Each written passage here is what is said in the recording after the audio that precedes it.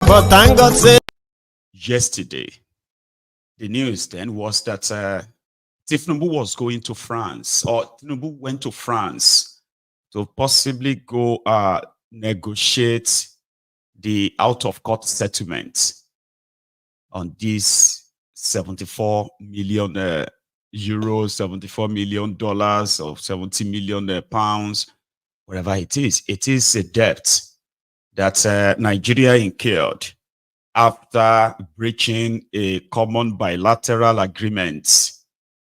Ebikunle, which is Irokunle Omomoshi, the man, the facilitator of all of this, currently said it was a mistake that he terminated it because he thought they were dubious on the first paragraph. The next paragraph, he said, well, they were dubious. That's why he terminated it.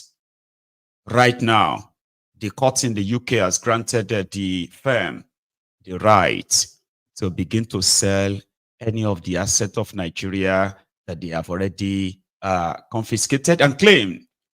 So far, so good. They've claimed 2 guest houses of Nigerians in Liverpool. They even have an address for that. I think, yeah. If you are watching from Liverpool, you probably should know this property and where it is. And if you probably didn't know before, now you do. So Nigeria, this house, one second. Let me put that back on the screen, right? This property in England, Liverpool, happened to be Nigeria's, one of Nigeria's properties in the UK as Nigeria government. This particular one, and the another one also not far from it, is on 15 Aborth Hall Road. And the second one, which is currently on, currently at Beach Lodge, 49 Calderstones Road, both in Liverpool, that have been put up for sale on eBay for $2.2 million. Now, this is just a fragment or a fraction. It's not even probably a droplet. Can anyone calculate the percentage of what $2.2 million would be from $74 million? Let's even use dollars now. So you need about 30 of $2 million or 32 of $2 million. So that could be like maybe just about 3% of the whole money. The other 3 aircraft they confiscated in France, right? They haven't put a value on the 2, although they released one, which are just the 2 supposedly new aircraft bought by Thiefnubu. You see, Nigeria is at a stage right now that even if these properties, most of these are or call them abandoned, unused properties outside Nigeria, you see, there is this hunch that I've got, right? It's pretty much based on the, antecedent of the character we're talking about, Thiefnubu. By the time he is done with you, some of these properties that this Chinese firm and others probably knows about Nigeria, they will change name and title in the next few years. Just so you kind of put that aside, right? Because to them, right, if this didn't come as a means of a kind of embarrassment, the way it came, right, they wouldn't care. They wouldn't care. Anyway, so Thiefnubu bought 2 old aircrafts as new one for Nigeria. Thiefnubu said the aircraft bought by Obasanjo 19 years ago is too old and too expensive to maintain. So he decided to, draw out over 150 billion naira in procuring one of these aircraft, right? So he bought 2 of them currently in France. Another one, making it 3 in France, but that one is like, there for maintenance. 19-year-old aircraft is too old. So they were buying brand new one. That's what they told people. Now they used 150 billion naira to buy a 14-year-old aircraft as a new one. Yeah, you hear me right? When Bokowari was there, he said he was maintaining the national fleet, presidential fleet, with 3 billion, 3.5 billion, 5 billion, like that. And I remember, same on this diary, right? I covered all of that as part of their profligacy and then their criminality at the time. Financial recklessness. Guess how much Thiefnubu said they spent in maintaining aircraft in the last 1 year? Guess. Okay, maybe you do know or not. 15 billion naira. And according to them, they needed brand new aircraft to cut down the cost of maintaining the presidential fleet. So they paid 150 billion naira for a 14-year-old aircraft. Took it to France for refurbishment, for customization, to customize it. Then the people, they terminated their agreement, like nonchalantly, or should we say criminally, by the way, because it wasn't like they did it by mistake or anything. It was actually like intentional. It didn't work out at the end. So that now cost Nigeria $74 million. So the debtor was hunting all over the world. Anywhere where they see Nigeria property, anywhere, even anywhere in Africa, they can claim it. That's the court of arbitration judgment. So they released one aircraft in the course of that conversation. They released one to go and bring Thiefnubu. He was so happy to climb it. That's one fraud that you'll find out later. Somebody told you 19-year-old aircraft is too old and too expensive to maintain, but he ended up paying the price of a new one for a used aircraft. Sold, according to what we heard, sold to him by his pal, the Shaguri, Gilbert Shaguri. So right now, like I said, we haven't heard back from Thiefnubu and gang, okay, about these properties going up on sale on going up for sale on eBay. But here is someone who believes that if Nigeria was a country, somebody should be in jail right now, and that should be Irokunle Omoamoshi. Governor Ibukula Amosun should be with the DSS right now, rather than jumping on the internet and responding to Professor Utomi and others. I think once again we have thrown ourselves into the international fora as another country that does not stick to agreements. And when you don't stick to agreement, you tend to drive investors away, embarrass yourself. No matter what effort you put in on domestic front, your agreements must be sacrosanct. That's been a major problem in the aviation industry, and I think this again has also woken us up to see that we need to have our agreements to be sacrosanct and empower an independent judiciary. Because the Chinese man refused to come to any court in Nigeria because he was not sure of getting a fair judgment. And even if he gets a judgment, implementation might be difficult, might take years. That's why he had to run out of the country. And in running out now, we have been badly embarrassed. And I think this is another lesson for us to tidy up our sense of agreement, that agreements between government agencies and government, any arm of government, with anybody, whether domestic or international, you do not toy with it. From conception to implementation, to signing and implementation, you must ensure you pay for a good lawyer to look at it, to ensure that every line corresponds and become favorable so you don't get your fingers burnt. That's what you get that. So because it is government and there is no consequences.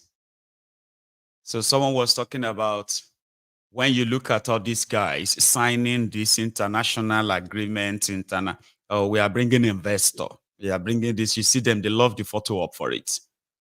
You know, if you go online, you will see there is no single state governor in Nigeria that you will not see him signing agreement with either Chinese or Europeans or Lebanese or Indians and all these guys to come and kind of like invest, or as contractors who are going to be helping them to build this. They love it. But guess what? Apart from the photo op, and then the money, they are going to use that to steal, right? Everything else in that whole agreement, majority of them don't even know what is written inside it. They don't care. You know? So, Bokolu is in France. And I bet he's probably also gotten the news. He's got the news, right? That they are putting this house for sale. Somebody can buy that from Nigeria, especially from all your looters, to save face, right?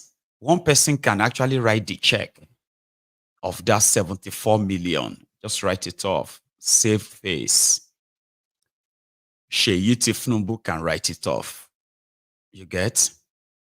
He's got over 11 million dollars house here in the UK. And he's also a business partner to Shaguri's son. What's someone's name? Ronald Abina Roberts. The guy has so much enough that, I mean, they just got $13 billion worth of contracts from Thiefnubu just within 3 months of Thiefnubu's capturing Nigeria. They could write all this off, but nah. Rather than write it off that way, they might borrow money to pay it and then change the title of the properties to their names. I mean, they did it in Lagos, remember? Primero, BRT, Primero. These were like, BRT bus was going to be the improvement of transportation in Lagos, remember? That was Lagos State government project, wasn't it? They even went to the bond, what do you call that thing again? It's a bond market, to raise fund, 50 billion naira. That's how much they raised from do you call it bond market or something? To start BRT in Lagos. But today, BRT is 100% owned by Primero. Primero is another company owned by one of Thiefnubu's children, no doubt. And even the person they put in charge of the BRT itself. Guess the scam here now is that they used public money. Lagos is in debt that they wanted improved transportation. So they borrowed money in their name, started a company that's supposed to be like a parastat, or should be a parastat or a part of their Ministry of Transportation. No. So they just set up that, and then they added it over to themselves as the owners, who are like shareholders. But guess who is paying the salaries of those who are working for BRT? Lagos State government. That is exactly. So to them, there's no real much difference per se. Lagos money is Thiefnubu's money, is what they say. Now that he's in charge of Nigeria money is Thiefnubu's money. Nigeria property is Thiefnubu's property.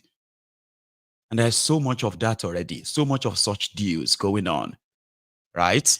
That ordinarily, to me, this embarrassment could have been avoided. Like, I heard that they went to London, okay? They went to London to go and to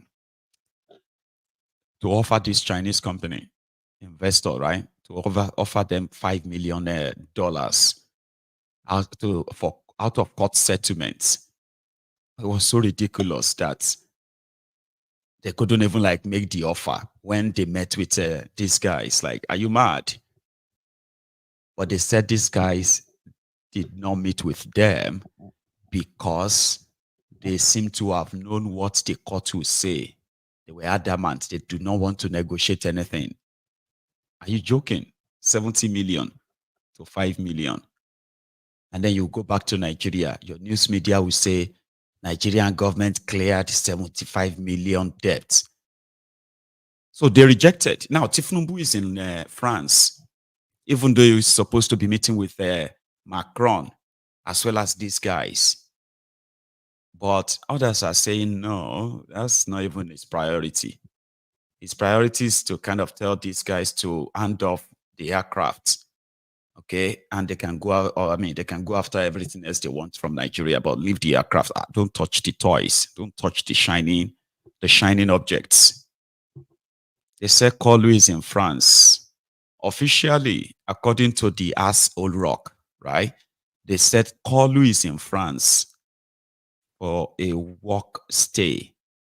I have never heard that before. I think Jimmy Dizu also felt same. Like, what does that even mean?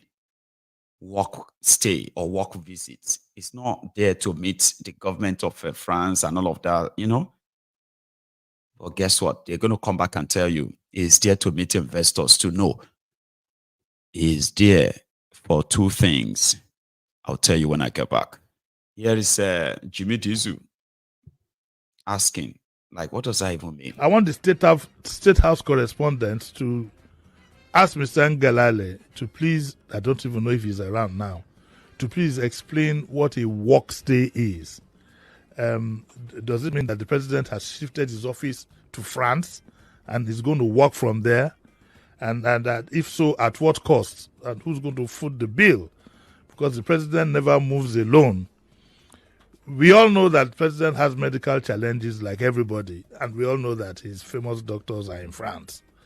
If he's going for medicals, we would have loved if it was stated, then we know that the president, maybe his ADC, one of the aides are going. But if you say it's a work stay, then it means that the presidency has moved.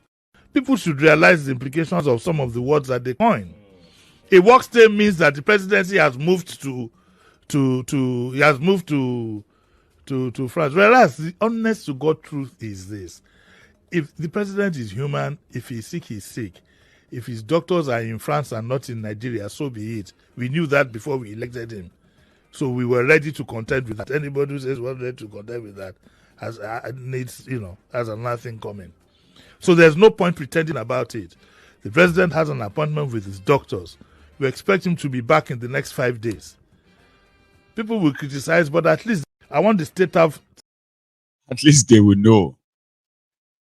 You've got Bokwari 2.0.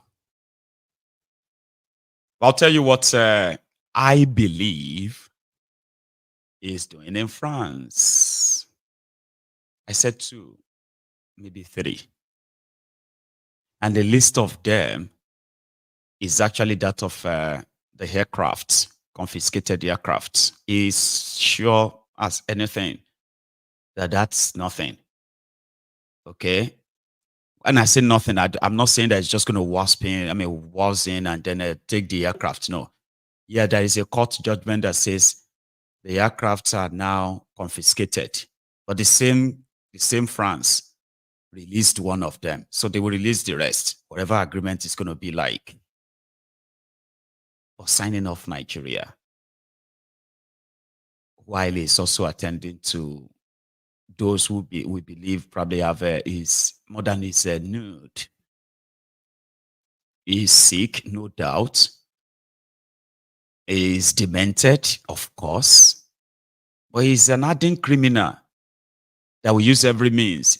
In the last 1 year, among this kind of all these things they've done when they went to their France, Thiefnubu put a stunt where he said he was building a 700-kilometer road from Lagos to Calabar. Then he was going to build another one. He's going to build another 1,000-kilometer road from Sokoto to Lagos. So these two, the first one will go up $13.8 billion. Massive. No bidding, no nothing. And he handed that to his pal, his confidant. I mean, he listed Shaguri as his confidant. And wherever that fund is going to come from, the first or second day he announced that 15 trillion road, right? He released 1.1 trillion to his pal. That is like over $1 billion to his pal. I'm talking about unappropriated money. Do you know that 15 trillion Lagos Calabar Expressway is like half? No, it's more than half. It is about 60% of the entire national budget in a year, and it is not in any of the budgets. But he was able to kind of like offload here and there for his power. Normally they will say in politics there's this conflict of interest thing that should get people jailed, not in that contraption. This one is a looting galore, like a looter continua of a thing. All this was concluded in that same France. Okay? Selling of Nigeria, like to himself. It was also in that same France that he was able to strike the deal that saw the deepest, the richest oil block in Nigeria. It is an offshore oil block, so to say. OPL 205 or so L. I don't know if I get that right. Yeah, they've been having that conflict of Wahala on that oil block. There are actually two of them. On the coast of Bayelsa, you say. It was in that same place they got they got it transferred from Shell to, guess what? Guess who? Ohando. Also, the deal that got them over $3 billion, easy money from the subsidy lies. We've removed subsidy. All of that, the deal was also struck in France, where Malta became a new destination, and all money ended up in the same wallet, the wallet of the Jaga bandits. Now, most of these things could have been like strike anywhere. Like they could have signed any deal like that anywhere, as long as it is in the interest of the people, the millions of people who are currently wallowing in the Thiefnubu that this guy created. None of this is beneficial to anybody in Nigeria. None. Oh, if they finish the road, there is no road that they are building. They are not finishing any road. Okay? So, just kind of have it at the back of your mind. The shop they opened with that huge, unappropriated expenses that nobody can question as we speak. Same way, kind of is spending 150 billion around private new planes that no institution in Nigeria is given the chance to actually question or look into what they are buying. Now we can find out 14-year-old aircraft. Someone will say like, but does that mean that they are so greedy that they don't even care about their lives too? 30-year-old aircraft flies. It's only these rogues in Nigeria that will use the money that can buy you new aircraft. They will use that to maintain the one they are using. You get what I mean?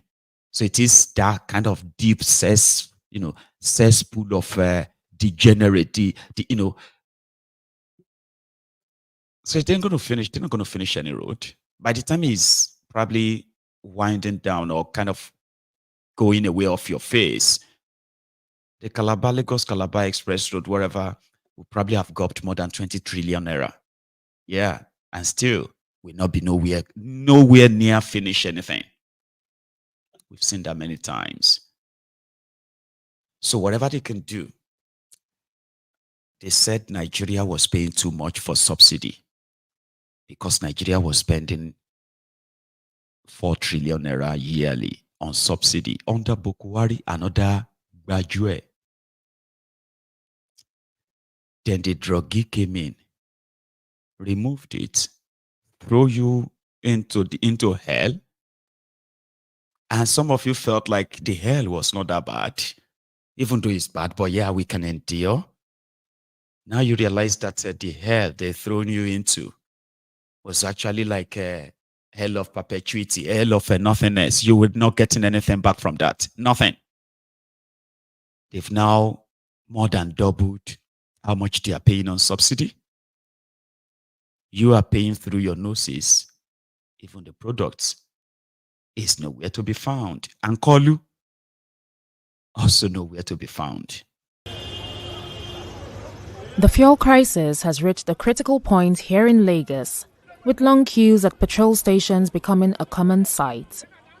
Drivers are facing hours of wait time, and some stations have shut down entirely due to lack of supply.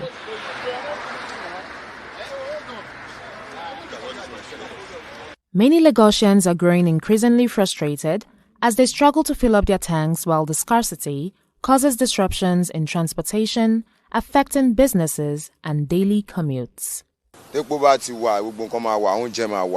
Everything, but bí kò ṣe ń wọ́n yìí wàhálà ni kọ́ mú gbogbo ẹ̀ wálẹ̀ tó bá tẹ̀ jẹ́ kó wọ́n báyìí náà ó ti yé ká máa ríra. It has affected me greatly and deeply. This morning I'm supposed to be in Aja, but because trying to get fuel and the traffic, the queue in the filling station isn't allowing me to get fuel and move the time I'm supposed to move. It's really affecting me. Since last week, I'm not able to do anything. Please let our government intervene. Without the fuel in my car, I cannot go for my daily living and my daily basis of business. So I've been here for at least 2.5 hours. In response to the crisis, Olufemi Shoneye, Chief Corporate Communications Officer of NNPCL, posted a video of Umar Ajiya, the CFO of NNPC Limited, on his X page, attributing the supply shortages in parts of Lagos and the Federal Capital Territory (FCT) to distribution challenges. He also denied reports that the NNPC is indebted to international oil traders to the tune of $6.8 billion and that it has failed to remit revenues to the Federation account since January. We've seen also information out there that the company is over-leveraged. That is far from true. The borrowings we have made so far by this company as outstanding at the end of 2023 are about 5 in number, 2 of which have also been fully repaid. While the authorities continue in their efforts to alleviate the situation, citizens may have to learn to conserve fuel and limit non-essential travel as a survival strategy, and of course, to ease pressure on limited fuel supply. In Lagos, people would have to cut down their fuel consumption in this period. You see, you heard that guy, the NNPC guy. First, he denied that the NNPC or Nigeria is in debt. That's another debt to marketers, so to themselves. So 6.8 billion. And do you know that NNPC, yes, NNPC hasn't remitted shishi to the Federation account in Nigeria since January 2024. Remember when Kadobi Oduduwa Emefiole, when he said they are, currently Thiefnubu has incurred 15 trillion naira on ways and means. So, mean? Do you know what that means? I'll tell you. It simply means printing money. Increased allocation to states is a cover. Bukwari printed 27.4 trillion in 8 years. Thiefnubu has printed 15 trillion naira in 1 year. Heard it. While they were telling you that the Nigeria oil production has improved. Remember? Ask them, how much has NNPC remitted to the Federation account since January to July 2024? Ask.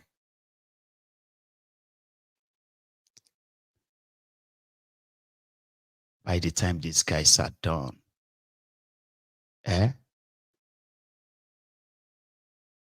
what Yoruba called nǹkan tí ojú yín máa rí á ju tẹni tó fi yáwó lọ. Ẹni tó fi yá owó èlé. Nǹkan tí ojú yín máa rí àtolówó àtẹni tí ò lówó. When these guys are done, á ju tẹni tó fi yá owó èlé lọ. Person wey dey go take borrow money by the time these guys are done. I'm sorry, I don't know how to put that in English, but yeah, you get what I mean? It is like money is going out of fashion or it's going out of circulation. I don't know. So they are running Nigeria worse than a banana republic. It is just a place where everything goes. Like, I just thank God. Once you are able to feed your own family, just thank God for your life. That's the place. Until the day they are unable to kind of fuel their own generator. Then they will be worried that, well, how come Nigeria has no electricity? When they are unable to afford, unable to kind of see doctors to attend to them during their own medical emergencies. Then they'll be wondering, how come the criminal politicians prefer to go abroad? Not until it happens to them. It's probably not happening. That's the belief. So when they are done, the NLC and their scribe yesterday, they made what you can call a bit of an appeal. And that is one, to Thiefnubu and his regime. And then the second one to their members. The first one is that they do understand the intimidation and the state-sponsored harassment and threats against them, but that you want to have their president arrested, then you would have a lot of them arrested.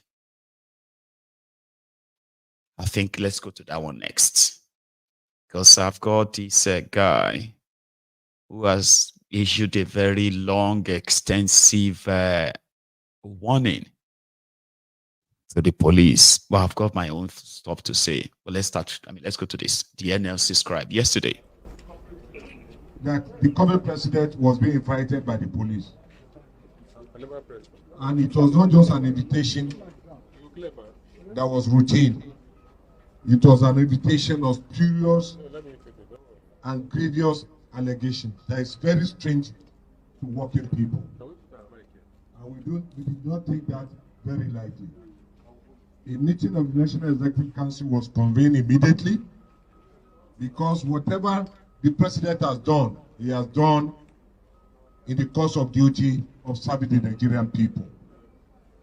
And so the next head, and it was presided over by the current deputy president, Comrade Adomin Jibril, is here, and he will brief us about the outcome of that meeting. But let me quickly acknowledge members of the National Administrative Council of the NLC, members of the Central Working Committee, NEC members here present, my fellow comrades, ladies and gentlemen, members of the press, good morning.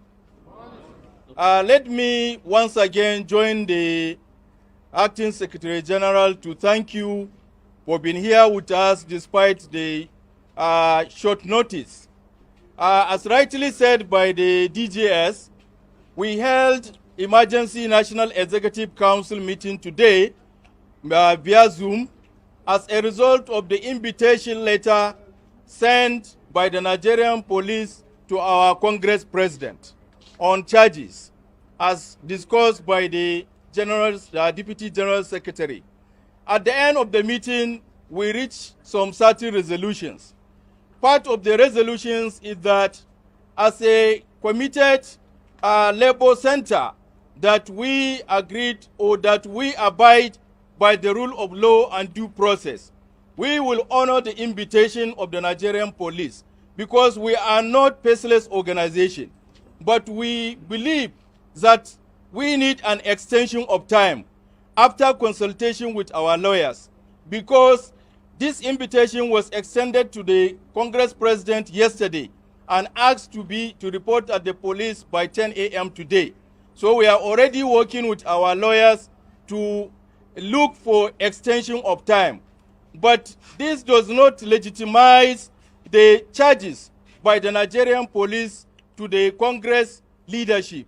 And secondly, we resolve that in an event our Congress President was arrested or detained at any moment, we put our appellate on red alert to mobilize our membership across the country, that all workers in this country should down-tool their services. This is the resolution, because, comrades, this organization belongs to all of us. Therefore, we should do everything possible to safeguard the sanctity of this organization. We therefore thank you very much, and you should be calm and wait for further directives by our leadership. Whatever happens, we will communicate to your leadership, and your leadership will communicate to you. So we urge you to remain calm and go back peacefully to your working place and await further directives. Thank you very much. Solidarity forever. Solidarity forever. Nuisance lele. Nuisance. On nuisance, you are already in what is called state capture. Gone are the days. Gone are the days when NLC was believed to be fighting for the Nigerian people, not just Nigerian workers.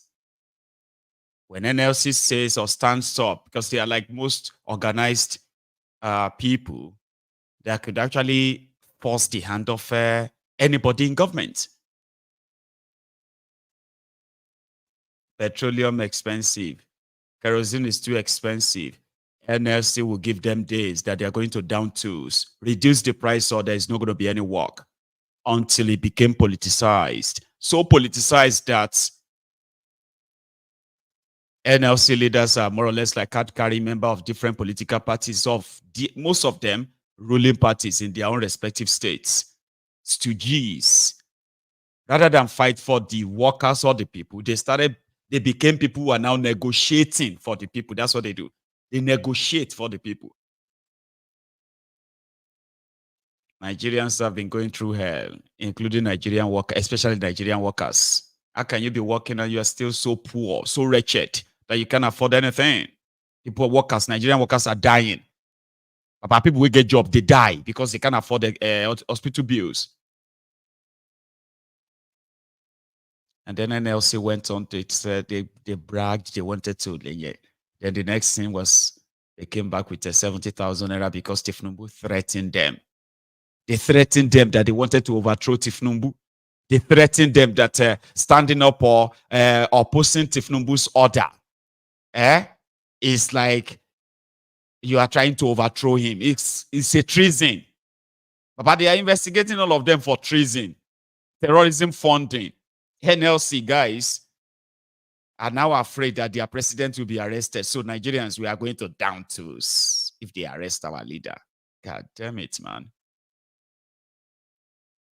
Thousands of Nigerians, young Nigerians, who actually stood up against this tyranny. They looked away. No, NLC stayed away from the national protest. They joined the gang of people saying, we don't know the organizers. We don't know them. They are faceless. Then 24 hours to it, they were now telling the police, don't touch the protesters. Don't touch them. If you touch the protesters, Thiefnubu killed over 50 protesters in 10 days. NLC, everybody just moved on. They've kidnapped workers, they've kidnapped teachers, they've kidnapped doctors, they've kidnapped people who are like members of NLC. they've detained people, abused the court order. But NLC never felt like. I'm just saying this because, to me, we are talking about people who have a capacity to mobilize more than 1 million people conveniently if they want to. Forget about church this, church that for now. These guys have the capacity to mobilize more than 1 million people to challenge any government policy that does not work with the people. No. Nigeria is so divided that they will just tell you. Igbo man want to overthrow Thiefnubu because Igbo man is the president of NLC. So the NLC chairman or NLC president too will be like, I'm an Igbo man. Oh, I don't want them to say na me remove Yoruba man. Oh. So it's no longer like NLC president. It's a guy who doesn't want. That's who they are. Look around you. At the end of the day, you are all at the mercy of your oppressors, including NLC. So NLC leadership are afraid of their president being arrested illegally, being tried for treason, terrorism. Really? That's new. So yeah, I want them to. But Ikenga, he has this long, diatribe to want Thiefnubu, want the police. This one a long watch, and I think you like it. Let's go hear what he has to say. The implication of arresting NLC president. What thing go happen? NLC president did not commit any terrorism or murder charge. Drop it. So you don't bring people back to the street and create confusion for the president. If you want to help President Thiefnubu, you go and chase out those bandits in the forest. You go and find out why crude oil is still being stolen. You don't help President Buhari by inviting Nigerian Labour Congress president and accusing him of terrorism and murder and treason. Stop it! There's serious issues. Stop it! If you don't know what people are doing, they need people to leave the place. The president needs help. There's insecurity. People are not farming. That's why there's economic hardship. That's why price of food products produce are high. This is the real terrorism. That is the real arson. That is the real terror. That is the real murder that you need to deal with. Not Comrade Ajero, the president of Nigerian Labour Congress. I think I have to. The country is at a difficult moment now. Economic challenges, security challenges. To invite one of the shining light that have been in the defense of interests of workers, interests of the Nigerian people will be seen to be provocative and challenging. And I don't think Nigerians will want to accept that at this moment. Let's not do something that will reignite another round of Arab Spring or another African Spring or crisis, because you may think you're playing with something and then you go there to do it, and then workers on the street and Nigerians on the street, and then this thing blows out of what you thought you were going to do with inviting him. So I think this invitation is not, I don't see any basis for that, because I know Comrade Ajero very closely, and I can tell you that Ajero is not involved in any terrorist plot. Ajero is not involved in any terrorism plot. Ajero is not involved in any murder charge. And like I said before, based on personal experience, I have been charged for murder, I've been charged for terrorism, I've been charged for arson, I've been charged for sedition, I've been charged for all these things. And that's why I never for one day got worried, because I know these are baseless charges. These are charges that is emanating from a rule book operated by the likes of Nkurunziza of Burundi, or Mobutu Sese Seko of Zaire, or Paul Biya of Cameroon, or Yedema of Togo, and so on and so forth. I think, it's provocative. We're trying to find a way to maintain stability now. We're trying to find a way to navigate through these economic challenges so that unrest can calm down. We're trying to find a way to, to ensure that there's increased revenue and so on and so forth. I think the police force should use that energy to find out what is going with our oil production, what the oil thieves are doing, what is leading to drop in crude oil production that has affected revenue drastically, which is now increasing insecurity, terrorism, and other activities. They should focus on how to generate revenue so that the federal government can be able to pay the new minimum wage. They should focus on how to wipe out the bandits and the criminal elements holding different forests and different travel routes. Today, people cannot even travel on the highway. So if you have a police force that knows that their hands are filled up with a lot of challenges that they have been unable to address in the last few months, and then that police force now have free time to invite the president of Nigerian Labour Congress over terrorism, over murder, over arson, over treason. I think we should not be joking with everything. Issues of terrorism, issues of murder should not be used for joke. And I would advise the police force, based on personal experience, you don't do it because that degrades, denigrates the police force. It's not necessary because I've had that personal experience. You people should not be allowing yourself to be dragged into this political issue. Police force should be meant for maintaining law and order and fighting for the interests of the people, not any group of people. You don't need to like my face. You can even bring new charges if you want. But what I'm trying to say in effect is that we should not joke with the Nigerian police force. We should be aiming to be like police force in Germany, police force in the LPD, NYPD, even Ghana police force. They don't get involved in, if somebody is criticizing government, the next thing you slam him with terrorism charge. If somebody says the president's head is black instead of white, you slam him with murder and sedition. Please stop it. So I want the police force to withdraw. And I'm speaking and I'm saying this on behalf of the opposition coalition. I want the police force to drop their invitation. Withdraw it. There's no need for all this garagara. Just withdraw it. Charade did not NLC president did not commit any terrorism or murder charge. Drop it. Drop it. So you don't bring people back to the street and create confusion for the president. If you want to help President Thiefnubu, you go and chase out those bandits in the forest. You go and find out why crude oil is still being stolen. You don't help President Buhari by inviting Nigerian Labour Congress president and accusing him of terrorism and murder and treason. Stop it! Stop it! Stop it! There's serious issues. Stop it! If you don't know what the people are doing, these people leave the place. The president needs help. There's insecurity. People are not farming. That's why there's economic hardship. That's why price of food products produce are high. This is the real terrorism. That is the real arson. That is the real terror. That is the real murder that you need to deal with. Not Comrade Ajero, the president of Nigerian Labour Congress. It's not the cause of the problem. If NLC have even participated actively in the last protest, there wouldn't be peace by now. They should even be commended for managing the process. So what are you trying to do? To cow them? This is not Nkurunziza's Burundi or Pobia's Cameroon.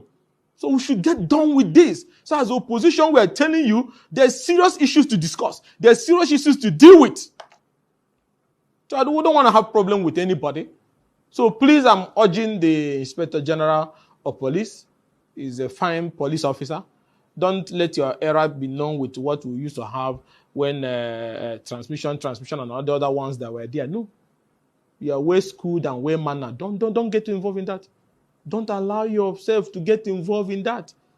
The biggest thing you can do for the president that I know you love is to find a way to energize the police force to go after all these criminal elements in different parts of the country so that our mothers can go to the farm, so that our people can travel on the highway. Christmas is coming. People may not travel. People not even come into the country. So there will be limited FS inflow. These are things that need to be addressed. Not to invite Joe Ajero. Please, whosoever that designed that does not wish Thiefnubu well. He just wants crisis. He just wants crisis. Okay, if you want to be honest and publish the allegation of the terrorists, let's see and analyze your facts. Let's see the evidence. If you're proud of what you're doing, let the police publish the evidence of the allegation of terrorism against him. Let's analyze it. Because I'm talking from personal experience. If I'm not dead with two people, I've seen how, wicked and evil people who are supposed to defend the law can be.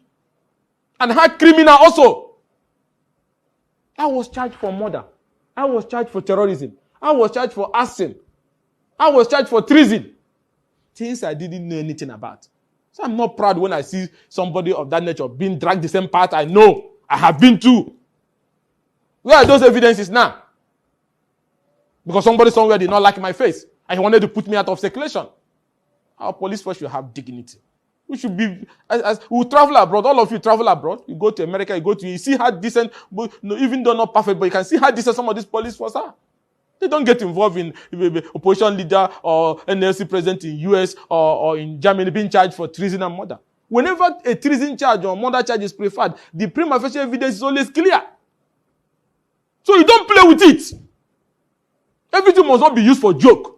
And if you like the president, like I said before, you go and fix this insecurity that we can't even travel on the highway. We cannot even have food. So if you don't do it, there may be future uprisings. And you leave those issues and you're chasing, who do you think you can intimidate with that? Nigeria is at a 70 years old man. Nigeria is unreal. I just love his rants. I listened to his rant last night and I was like, okay, I'm going to go share the rant with my dear Templars. You know, this is not Burundi. Come on, stop it. Stop it now. Stop it. I was like, you can't calm down, no. Calm down, no. Because you see these guys, stop kind of thinking that they are not this or they are not that. Now you go calm down to realize that you're already in Burundi, Pobia's Cameroon, Museveni's Uganda. You're already in all of this combined. And right now, maybe some people are living in denial.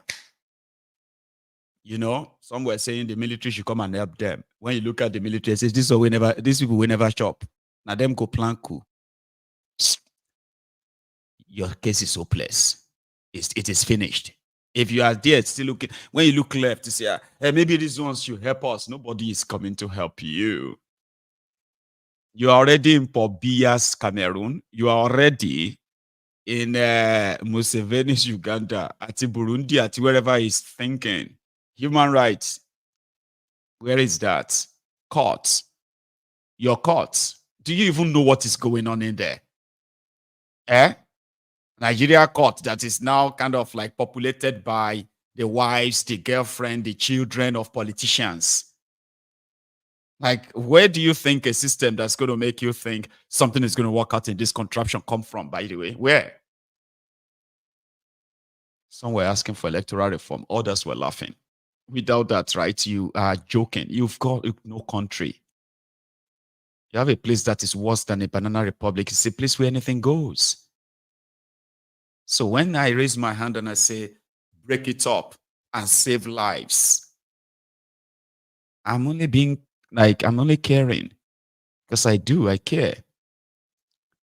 Where do you want to start from? Where? Gongoleti Febere. Where do you want to start the fixing from? For those of you who kind of feel like now leadership be the problem or not. Where? When you look at the characters who populate your political space, including your elites, you have the dirtiest, greediest, most selfish, self-centered, short-sighted elites ever in the world. They are from Nigeria, who love shiny things. Somebody said, it's like there is something wrong with black people. That when you look at the larger population, and this is not just Nigeria or Africa, blacks, they say what really attracts us.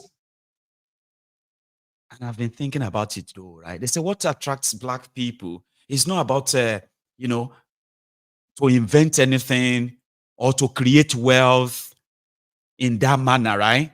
Like solve a societal problem, something like, no, that they can't even govern themselves. But blacks love everything shiny, this, shiny, that. I better pass my neighbor, that sort of mentality, right? I bet that's somebody who is talking from a Nigerian perspective. A black man wants to, they believe that all what most black men or blacks think is about sex. Women. Once you know it's about sex. Then a shining object, sex, shining objects. You know, things that share like doesn't really create any real value. And that is why to satisfy that insatiable lust, in most cases, to those who can afford it, they end up having to loot. And when I say afford it, I'm talking about those who have access to the common patrimony of us, of everyone who can steal it.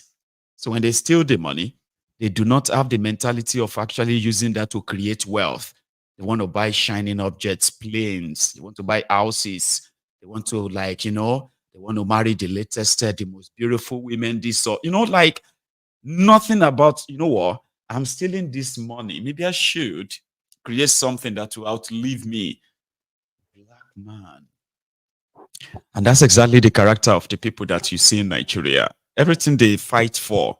Like imagine killing people because you want to be able to use the most expensive watch or have the most beautiful house or maybe like go to the most beautiful places.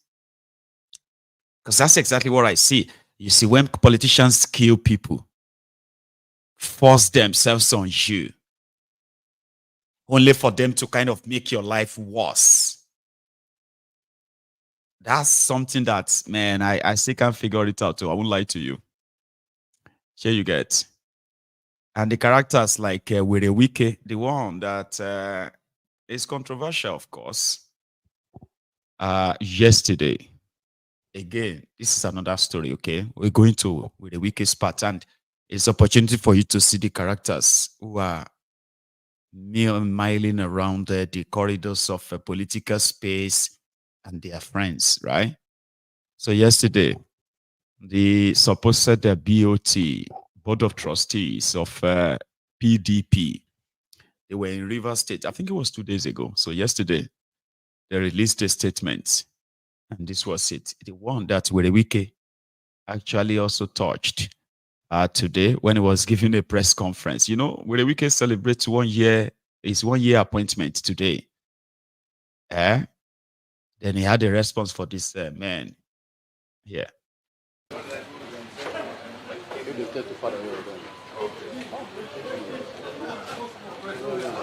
Come closer.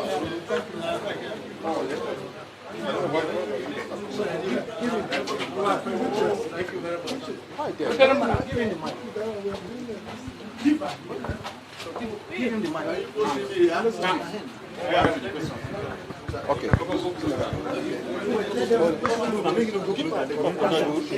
Keep on. Miss somebody will now. Miss somebody will now. How do you? I should go that side. Don't be on my left. Okay. This wasn't the arrangement. This was not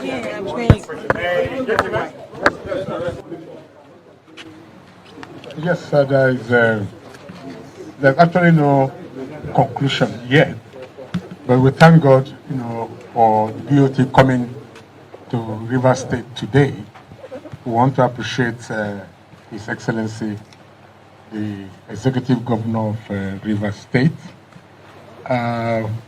We discussed, and I think we are properly guided, now. So the BOT will, in its stride, move on, to ensure that there is peace in this state, there is peace in the party, and there is unity. So we will, as the conscience of the party, from what we have heard from His Excellency, a very humble disposition, but like the saying goes, there are two sides to a coin. We came on a fact-finding visit, and we've been properly briefed. So we will now corroborate. There is all this what they call fact checks and things like that. We will go to the other party, and then we will hold a meeting, a very crucial meeting, and we'll come up with a solution. We'll come up with recommendations to the National Working Committee. It doesn't matter whose ox is God. As far as the PDP under my watch is concerned, we will go constitutionally and ensure that peace reigns, because PDP is the party to beat in 2027. If we miss it again, as we did in 2015, 2023, then Nigeria is gone. So we want to put these things, thank God we are starting early. Thank God we are starting early. We want to start early, cross the T's and dot the I's. And by the special grace of God, we will satisfy Nigerians this time around. How soon would that be, sir? How soon are we expecting it? Very soon, very, very, very soon. You probably will have asked, why are we just coming now after years of the problem in Rivers State? God's time is the best, and the time is now.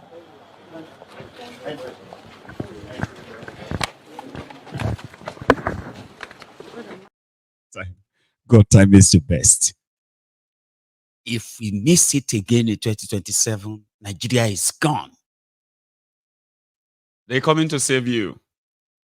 And the move to save you is, as is going on in the in the south, is going up in the north, and the character coming to save you, they actually look the same as the characters responsible for where you are now. You've seen, I don't know if you have seen this, so Kaduna Littlefinger with Atifku, Referendum, and a few others like that. I don't know. I think they went on to go and visit Atifku. I don't know what Atifku was doing. I do not care. And this is considered as, their own Congress. You know, every time they gather around, right? There is something behind it. This was Littlefinger. El Rufaya of Kaduna is a speech when he met with Atifku today.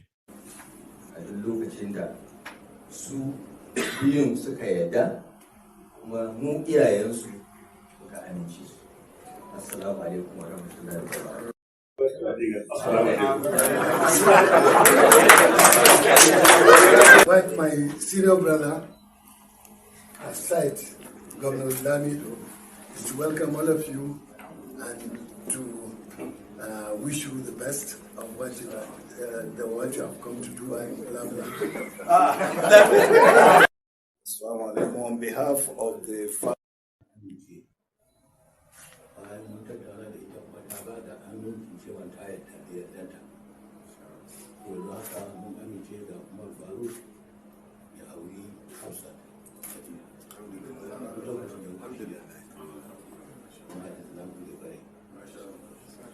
Gentlemen, in response to the request he made, I, on behalf of the family of the dead, I hereby approve that their son, Umar Farouk, has been given free hand marrying outside Atiku at any time they are ready.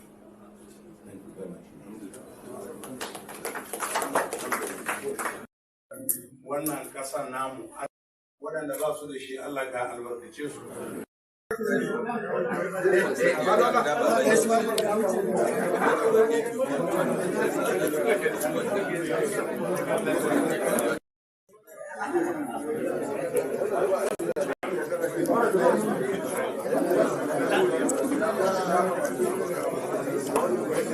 Ba wani wanda zai kawo ne?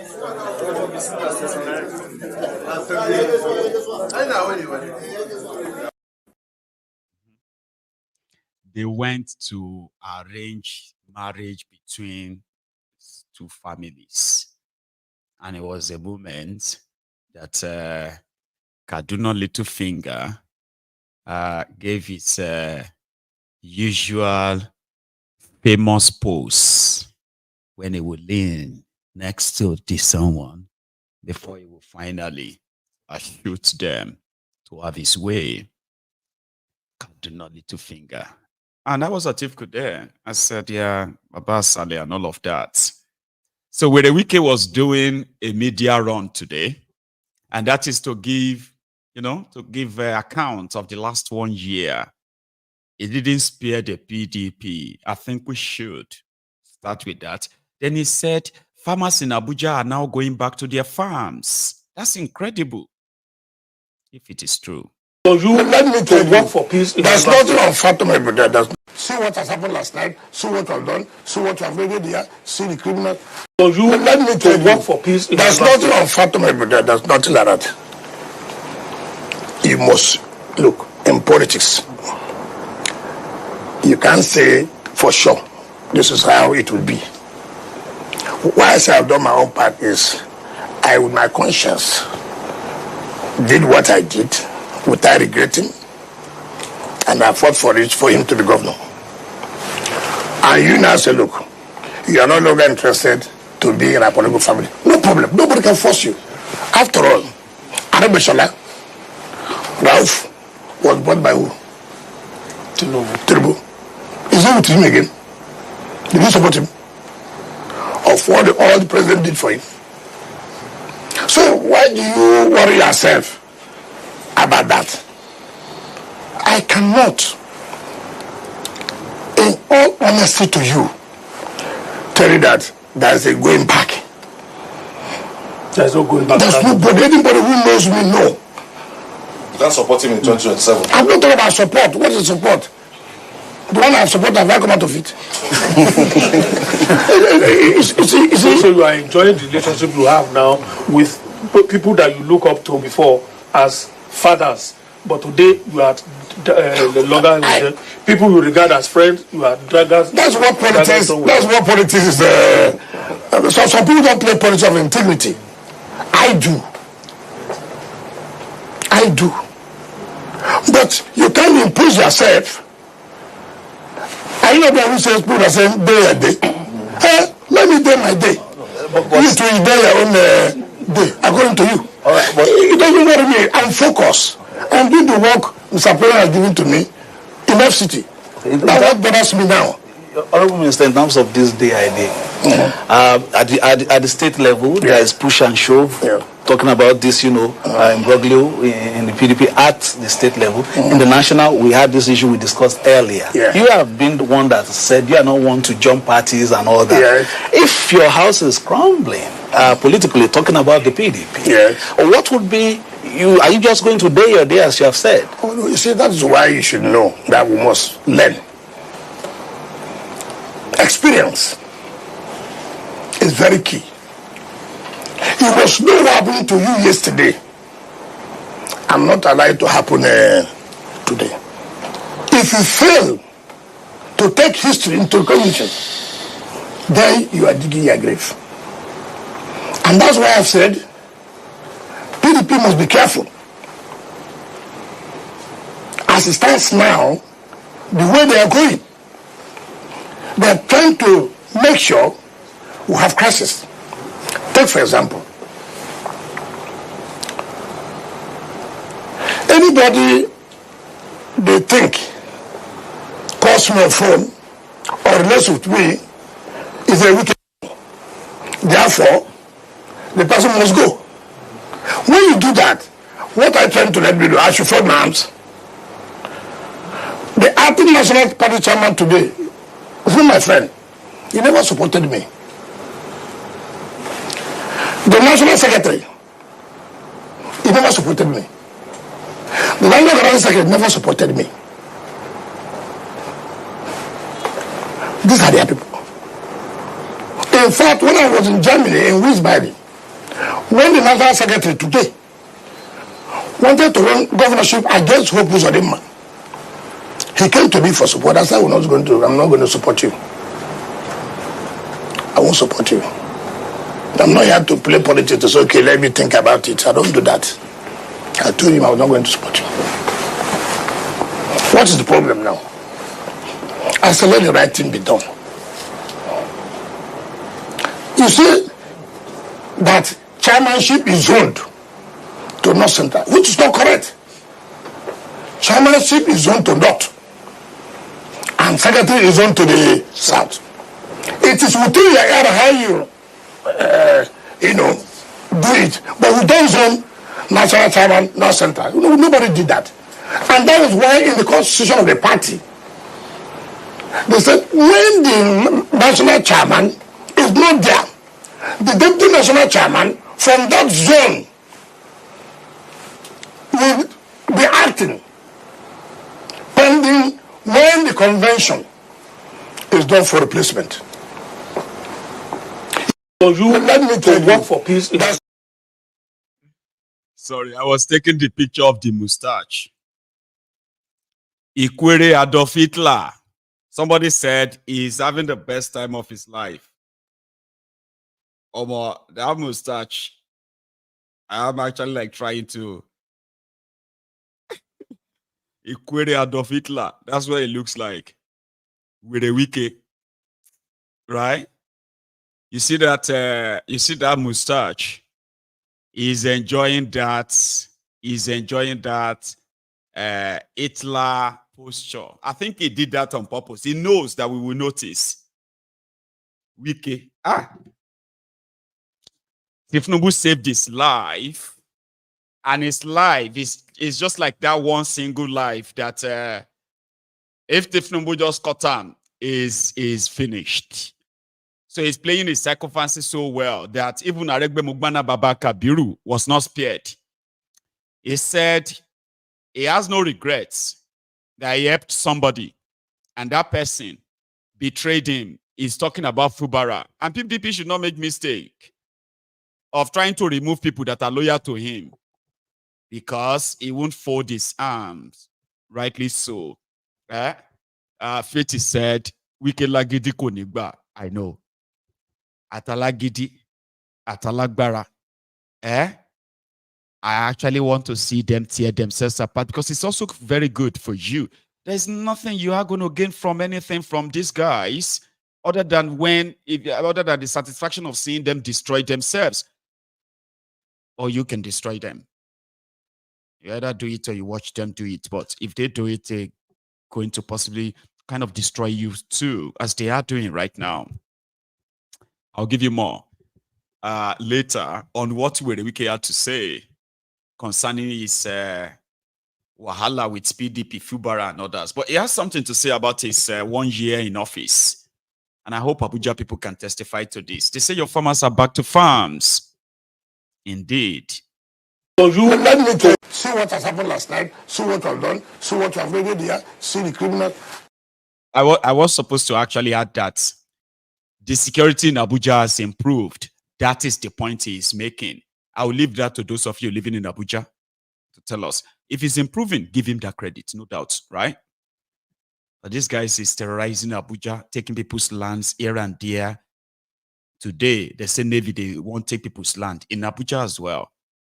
But with Wike from part of his interview today concerning his 1 year in office. See what has happened last night, see what I've done, see what I've read here, see the criminal. And I can tell you with all confidence that they have done well. What about? I'm coming. I'm talking one by one. Now I'm talking. Okay, about 4. Yes, talking about aggregate. Yes. Luckily for us, I had a meeting with the ambassador of Italy. Today is Wednesday. That was last week Friday. Yeah. He came here and said, "Look, there's an opening for us to partner with Milan. And what area do we really want?" I said, "Look, I'm not very much interested in all this memorandum of understanding. I'm not interested in all this signing agreement. At the end of the day, you get nothing for it. Practically, tell me how serious are they in terms of partnering with us as far as agriculture is concerned? We have very good land for agriculture. We are ready to provide not less than 20,000 hectares of land for agriculture. And I can tell you, I was very elated as at Monday when I spoke with the governor. And we are going to Milan in the second week of September to concretize this arena as far as agriculture is concerned.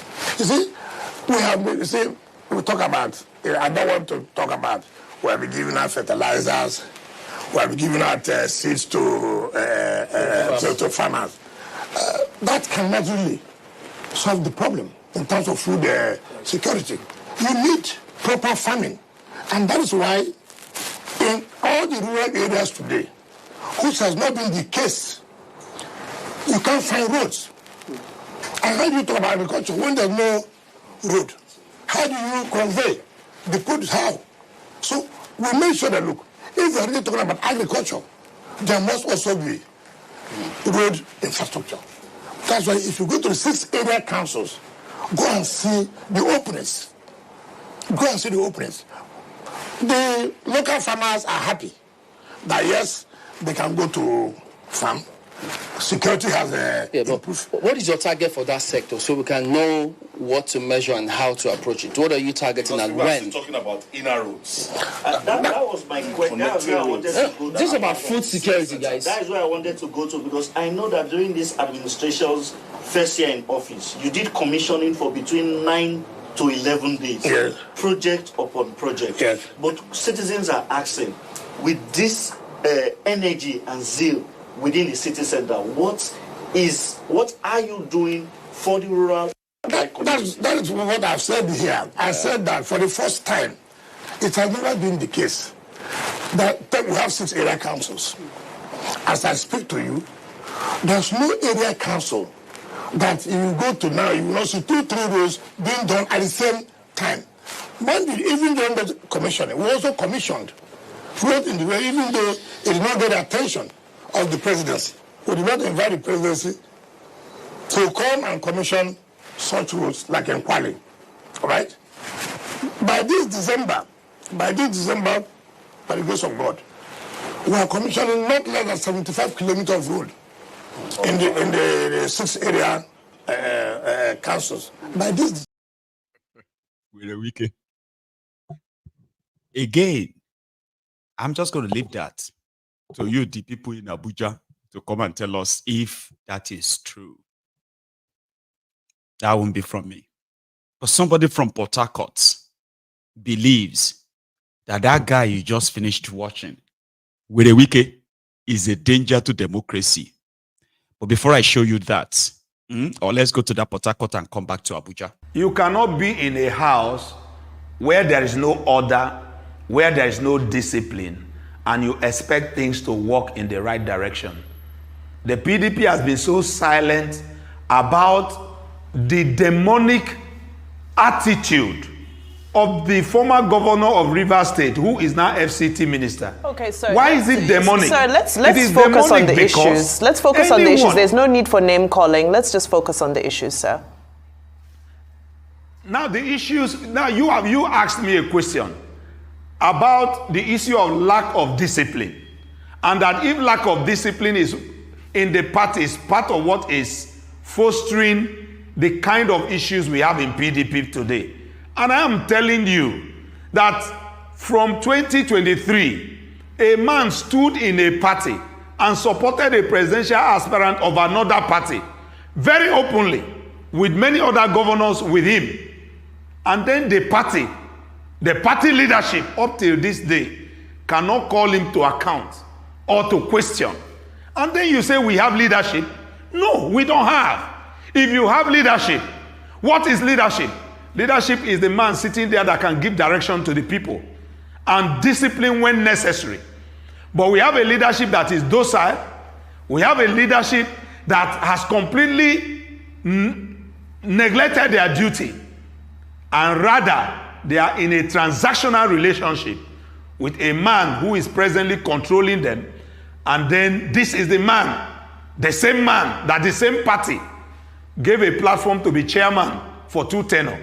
Gave him a platform to be governor, gave him a platform to be minister, and because he could not get the party presidential ticket, all hell was let loose, and PDP must go down the drain. And then we are seeing it as a party issue. This is not just a problem of PDP. It is danger to democracy, because if the opposition, the main opposition, cannot play its role of opposition and cannot challenge the status quo as it concerns the government in power, and then you said we are in a democracy. No. And if we have identified an individual to be the one that is directly responsible for such disorderliness, then the person must be addressed. I'm sure you listened to Paike Clark yesterday. He addressed former governor of Rivers State and FCT minister frontally on his role. That is what a nation is supposed to do. Former Governor Wike is a danger to the current democracy. And the President Bola Tinubu must be aware of this. And the earlier all Nigerians are aware and begin to take concerted action to take a man who wants to derail the entire system because of his own personal interest, the better for this. Yes. Boko Haram, make them come more fight. If you not come more fight, we will not go come up for years. So make them come more fight, make it finish. Allahu Akbar. I think and I get power. Make them come more fight. If we not fight, we will not go. If we not fight, we will not go. Allahu Akbar. Allahu Akbar. If we no fights, that God will punish them. Say amen. That's right. People in Abuja have been like, this people in Abuja have their land illegally taken over by this Nigerian Navy. No compensation or nothing. And that is why they decided to use their cars to block the entire road leading to Abuja in protest today.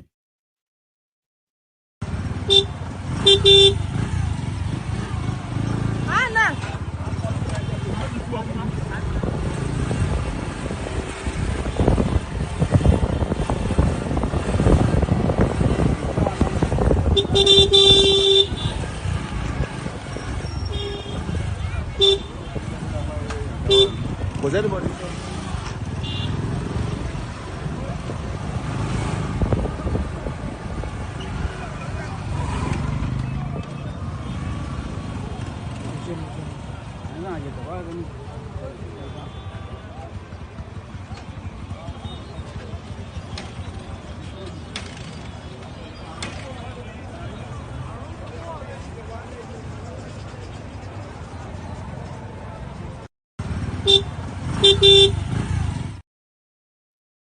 Hope the road is clear now.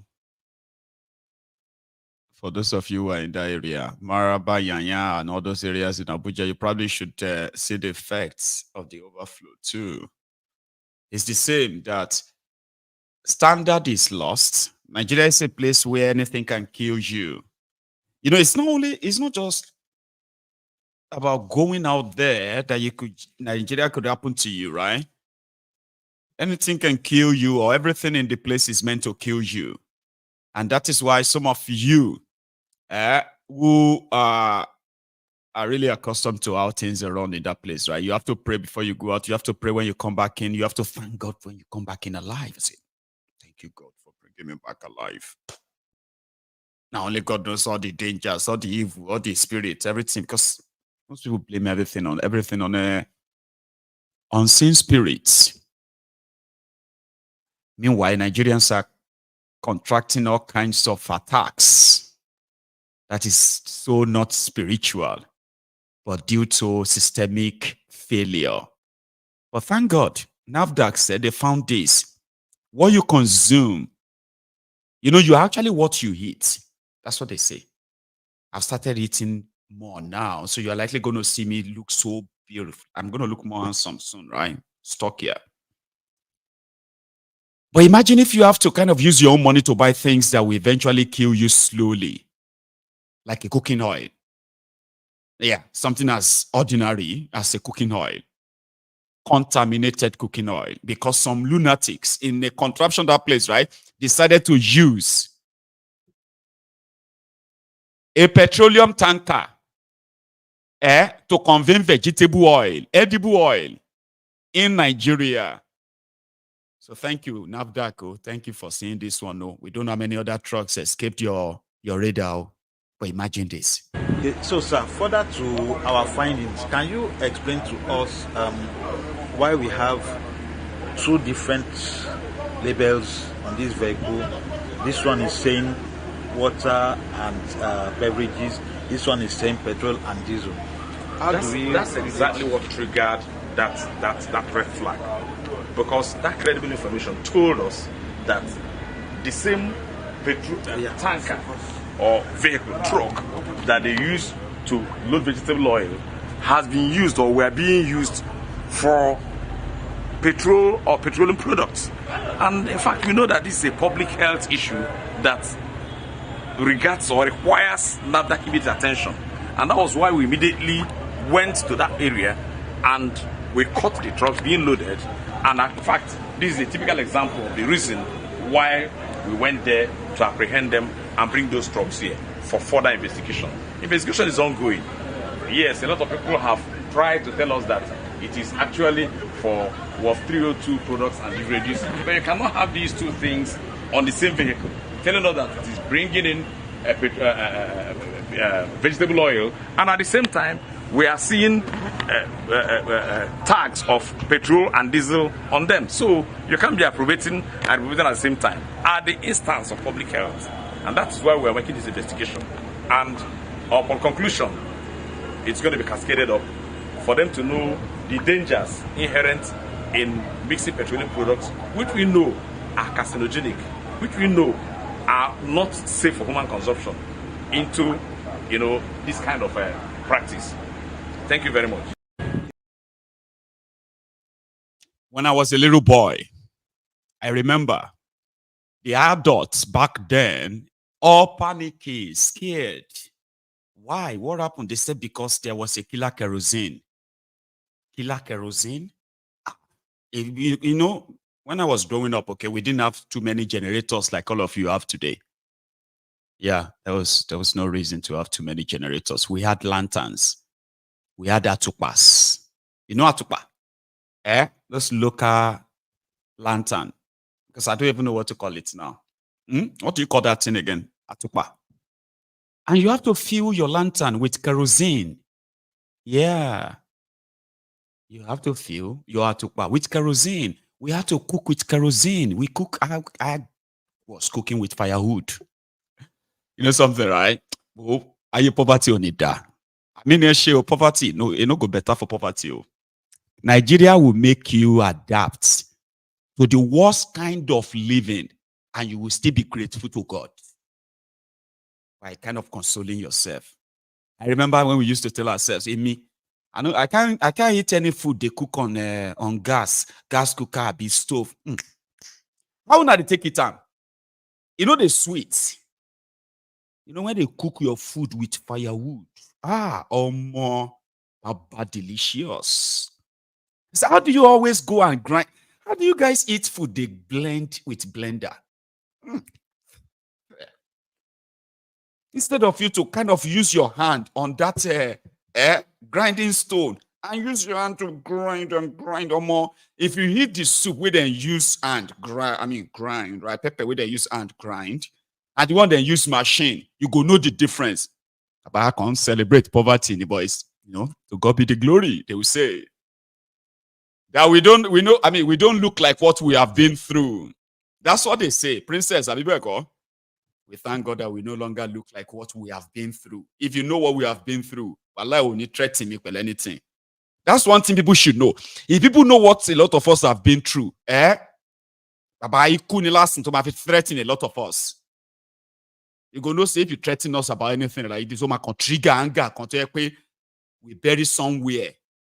When we found out that Nigeria deliberately ruined the lives of millions of people that way, and only few of us make it through.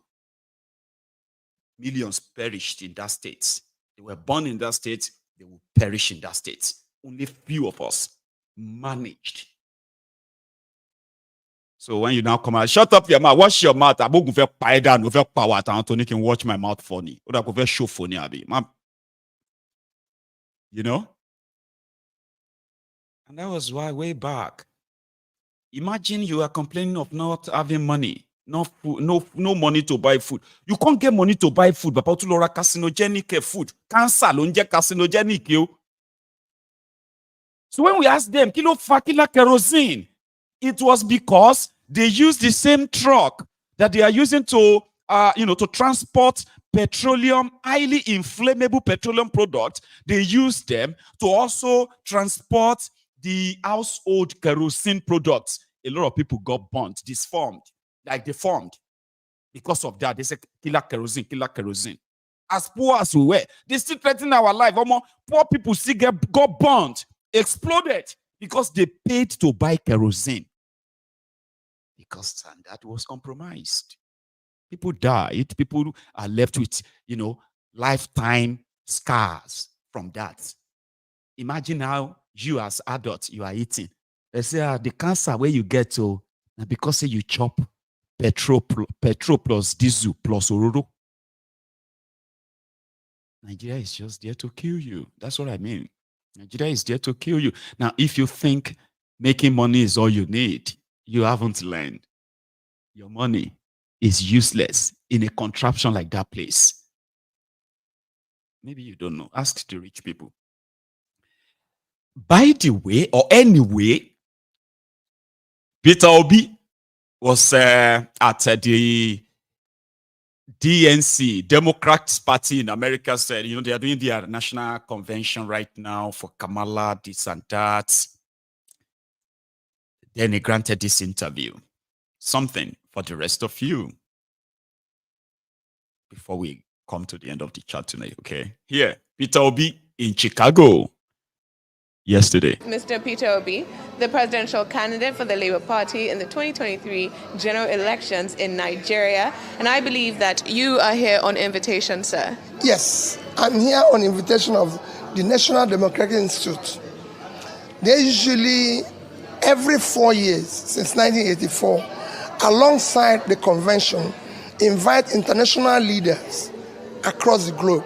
Like this year, they invited from 91 countries, including Nigeria, which they invited a number of us. I saw Professor Sibanjo here, and I'm here to just discuss issues of democracy and good governance, which has been wonderful. I've listened to people across everything, starting from the chairman, Senator Dashel, and this morning we had a discussion with the chair, DNC chair, and the former chair. Now, when we are speaking about the DNC this year, we must talk about President Joe Biden stepping down and saying that his vice president, Kamala Harris, should run and should get the ticket. Could a kid with a stutter and modest beginnings in Scranton, Pennsylvania, and Claymont, Delaware, grow up to sit behind the resolute desk in the Oval Office?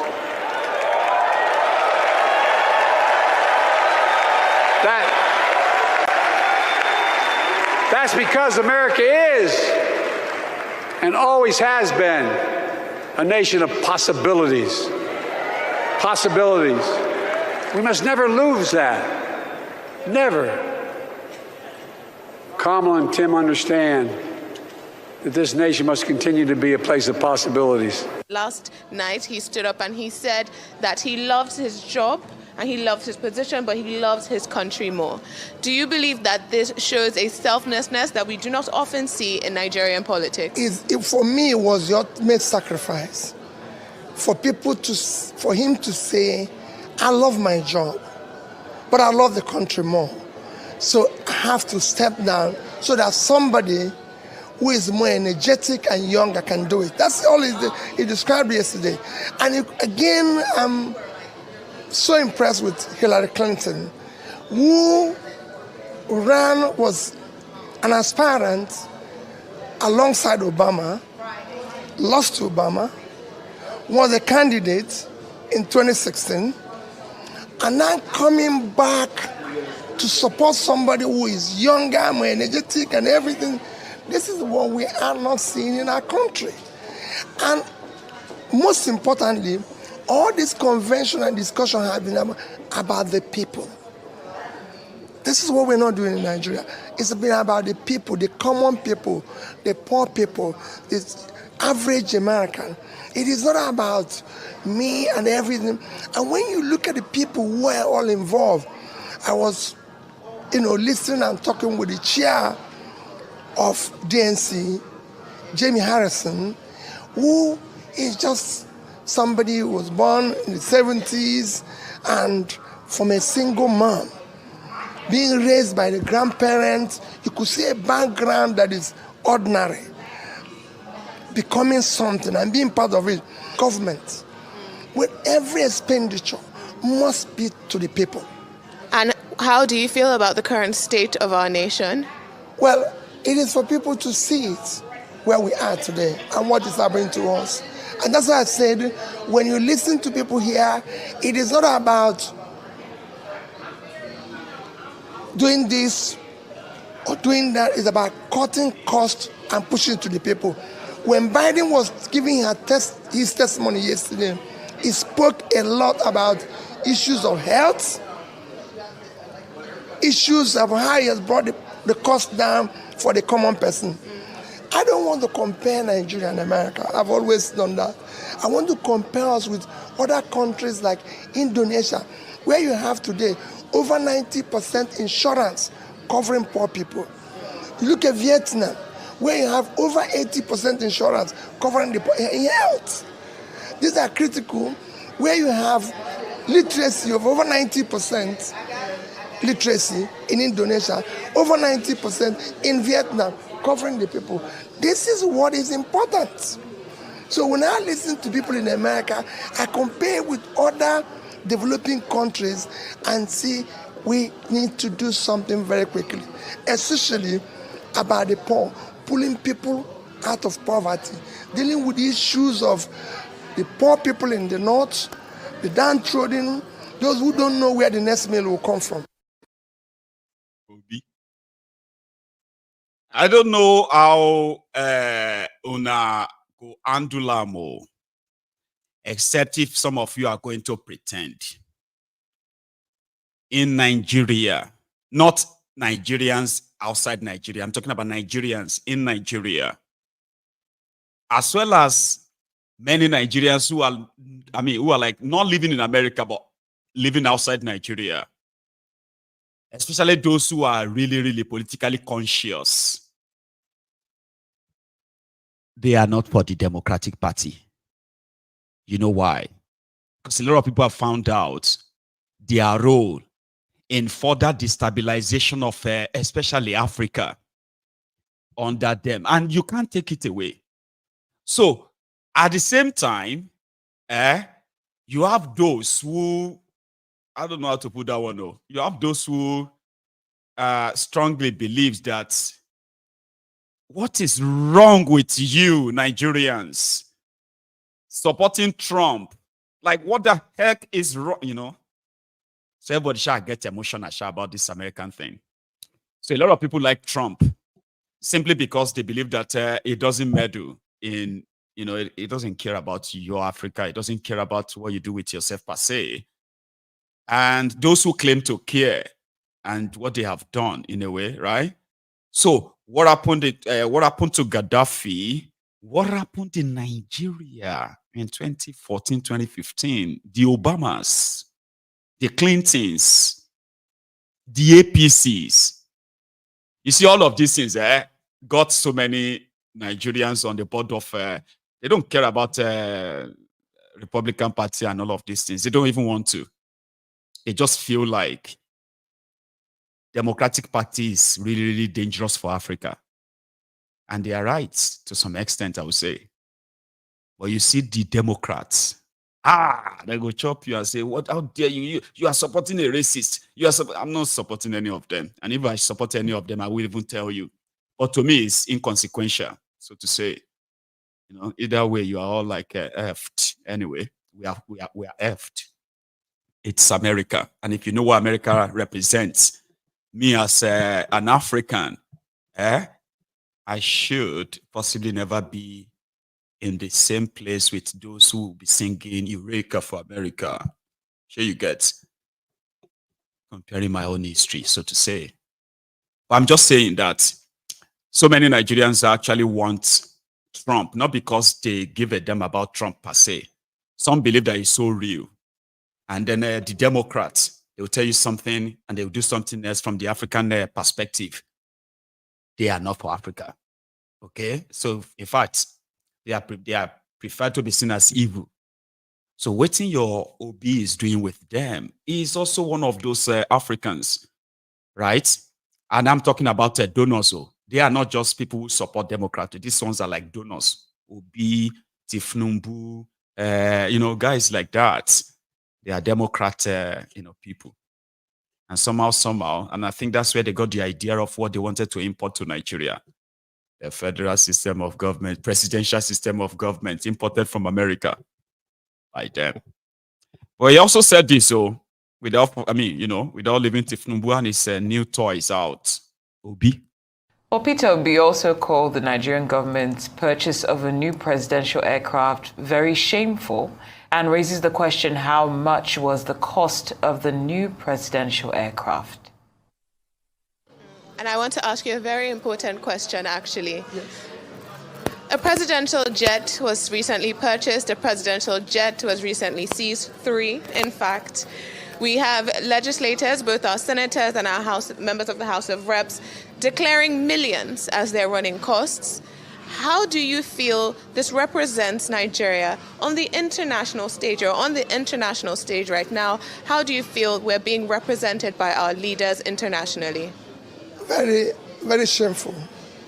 We shouldn't be talking about buying jets today with the level of poverty.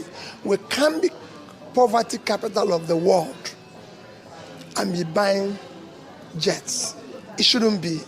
Even when I'm still questioning, how much was the cost?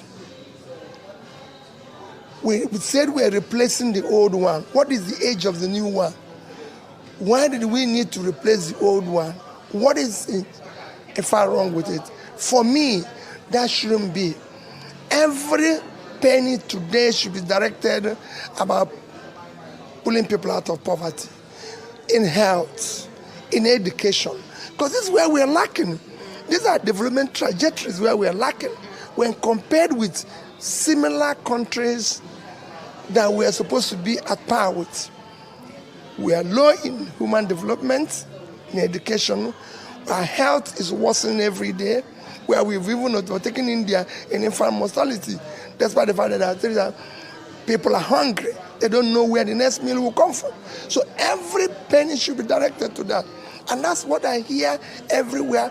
I've been speaking to people from other countries who are talking, listening to the Prime Minister of Kosovo speak this morning in a meeting, listening to former Prime Minister of Denmark speak. Everybody is talking about the people, and the ordinary people. And you could see what I'm telling you about ordinary people, where chairman of the ANC is a son of a single mom who was brought up by the grandparents. Similar to Obama. Everything. So we want to create a society where a child of nobody who rise up due to productivity and be somebody, where people's talent and hard work will match up their opportunity in life. It will match up with their wealth. And finally as well, right? Whenever you are looking at American politics, it is also two ways. To us who have never lived in America or never been to America, we probably will be talking more about, or kind of be concerned about what Americans, racism, Americans, this or that, whatever. But it's different to those who live inside America. They are more interested about their taxes. They are more interested in about their pay, take home. More interested in about a safe neighborhood, interested about their health care, how they are going to be able to continue to afford their health care. These are fundamental things to an average American than all this, whether somebody is, racist or is not racist, or whether these ones are pro-immigrant or immigration as well. Immigration is an issue for them in America to those who live inside the place. And we can't see it the same way. So that is why somebody like myself would never openly come here and begin to sound like I am an expert in American politics. I've got my own bias. I've got my own sort of a view about it. But because of the kind of platform I run, right, I just keep them to myself and let you all deal with it your own way. Because it shouldn't really be our business per se. But that too would be like stupid to think America business is not your business. Like, no.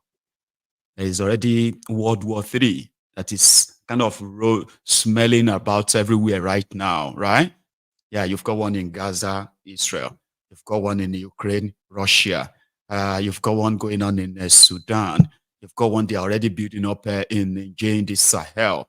They've got different ones between Japan and China. Yeah, and the Japanese, yeah, be waiting the column. I'm just saying, the whole world, everywhere, every news is pretty much like there could be world war. And if there is one, now the British military, I don't know if you have heard that. The British military, they are recruiting Africans from Commonwealth countries. Commonwealth countries are the former colonies of Britain. They are recruiting people to come and join the army. But if you join the army this week, by the end of this year, only Afghanistan, Lumawa, only just Sudan, where you go to dodge bomb, dodge anything. So whatever happens in America affects all of us, though. Yeah? We have little influence in that. So we should pay more attention to where we all should divert our own interest and our influence. The contraption that forced us into the hands of America, forced us into the hands of Britain, forced us into the hands of all these countries who are making their laws and their politics around us. And we are called immigrants. So yeah, invest in the people, and there's possibility and a chance, right, that you will reduce immigration or so. Anyway, let's leave that for now, okay? And then let me introduce you to the role models today. In Yoruba, okay, in Lagos, they are not MC Oluomo. All of these ones are not. They are just MC Oluomo's foot soldiers before you finally see the MC Olueron himself. I saw this on Twitter this evening. I'm not MC Oluomo, I'm MC Oluomo boy. I'm not MC Oluomo, I'm MC Oluomo son daughter. I'm not MC Oluomo, but MC Oluomo is my boss. I'm not MC Oluomo, I'm MC Oluomo lawyer boy. I'm not MC Oluomo, I'm MC Oluomo loyalist boy. I'm MC Oluomo, I'm MC Oluomo loyalist boy. I'm not MC Oluomo, I'm MC Oluomo loyalist. I'm not MC Oluomo, I'm MC Oluomo project supervisor. I'm not MC Oluomo, but I'm MC Oluomo's adopted favorite daughter. I'm not MC Oluomo, I'm MC Oluomo loyalist. That's MC Oluomo boy. I'm not MC Oluomo, I'm MC Oluomo transfer. I'm not MC Oluomo, I'm MC Oluomo realist. I'm not MC Oluomo, MC Oluomo is my mentor. I'm not MC Oluomo, I'm MC Oluomo adopted son. I'm not MC Oluomo, I'm MC Oluomo boy. I'm not MC Oluomo, I'm MC Oluomo loyal boy. I'm not MC Oluomo, I'm MC Oluomo brother, no going back. I'm not MC Oluomo, I'm MC Oluomo loyal boy. I'm not MC Oluomo, I'm MC Oluomo mother. I'm not MC Oluomo, I'm MC Oluomo loyal boy. I'm not MC Oluomo, I'm MC Oluomo little daughter.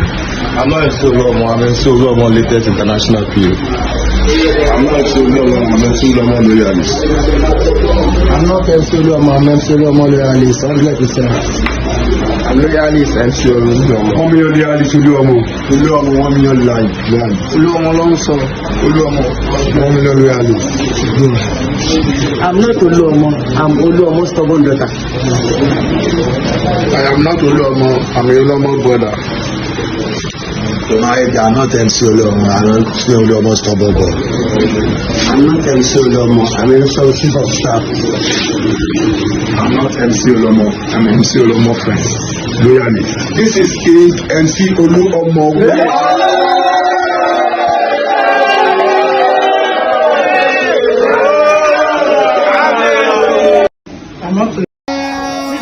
You never seen this kind of abuse before. Thiefnubu, I must abuse you. Thiefnubu, number 1, Ogun Okiyopa. Thiefnubu number 2, Ogun Okiyoma. Thiefnubu number 3, Ogun Okiyo your children. Thiefnubu number 4, Ogun go bury all your family. Thiefnubu is a god to you. A god to you. Thiefnubu is a god to you.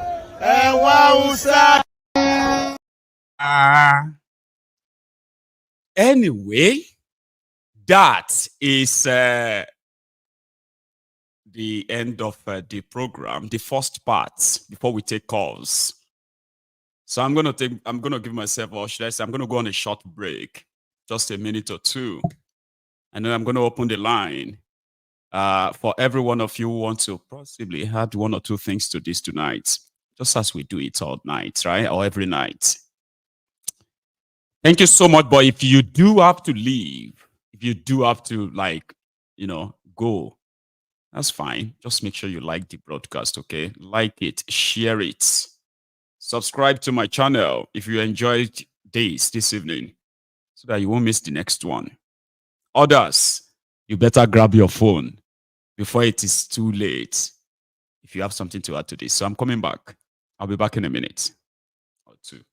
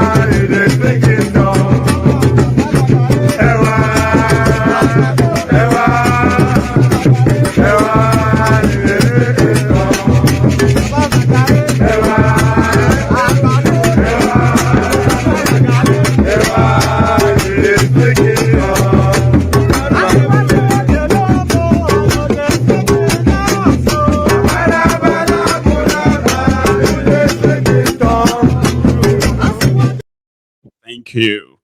So save ourselves some time, right? I have my first caller on the line this evening. Hello. Hello, Malam Maiyegun, barka dai, kana lafiya? Lafiya ko?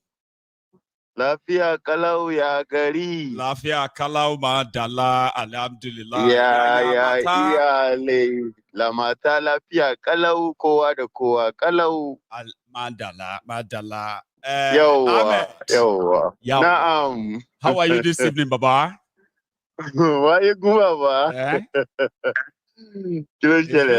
I know, I've not heard from you in a while. How are you? Yeah, Maiyegun, I mean, I've been busy, very, very busy. I don't even get to watch your program like I used to, and also getting ready. No, I'm in the state, but yeah, I've been busy doing some office job because King Sabah still refused more. So ever since I had my injuries, and yeah, I'm having operation tomorrow, but God's willing. Yeah, my knee surgery is tomorrow, and hopefully after that another surgery is coming up for my hernia and stuff. So I mean, kind of broken, but we thank God. Bless you, man. Yeah, we are doing our thing. I mean, you appear to be a very strong man. So yeah, that should work for you. All the best. Yeah, of course, man. Yeah, bro. Please. I mean, so I don't know if you seen this guy Adamu Garba, one of his video where he was talking about, of recent the British Army just opened their portal for Commonwealth countries. Commonwealth country to come and become soldiers. Yes, to come and become soldiers and get better opportunities. They will give them citizenship straight to they say.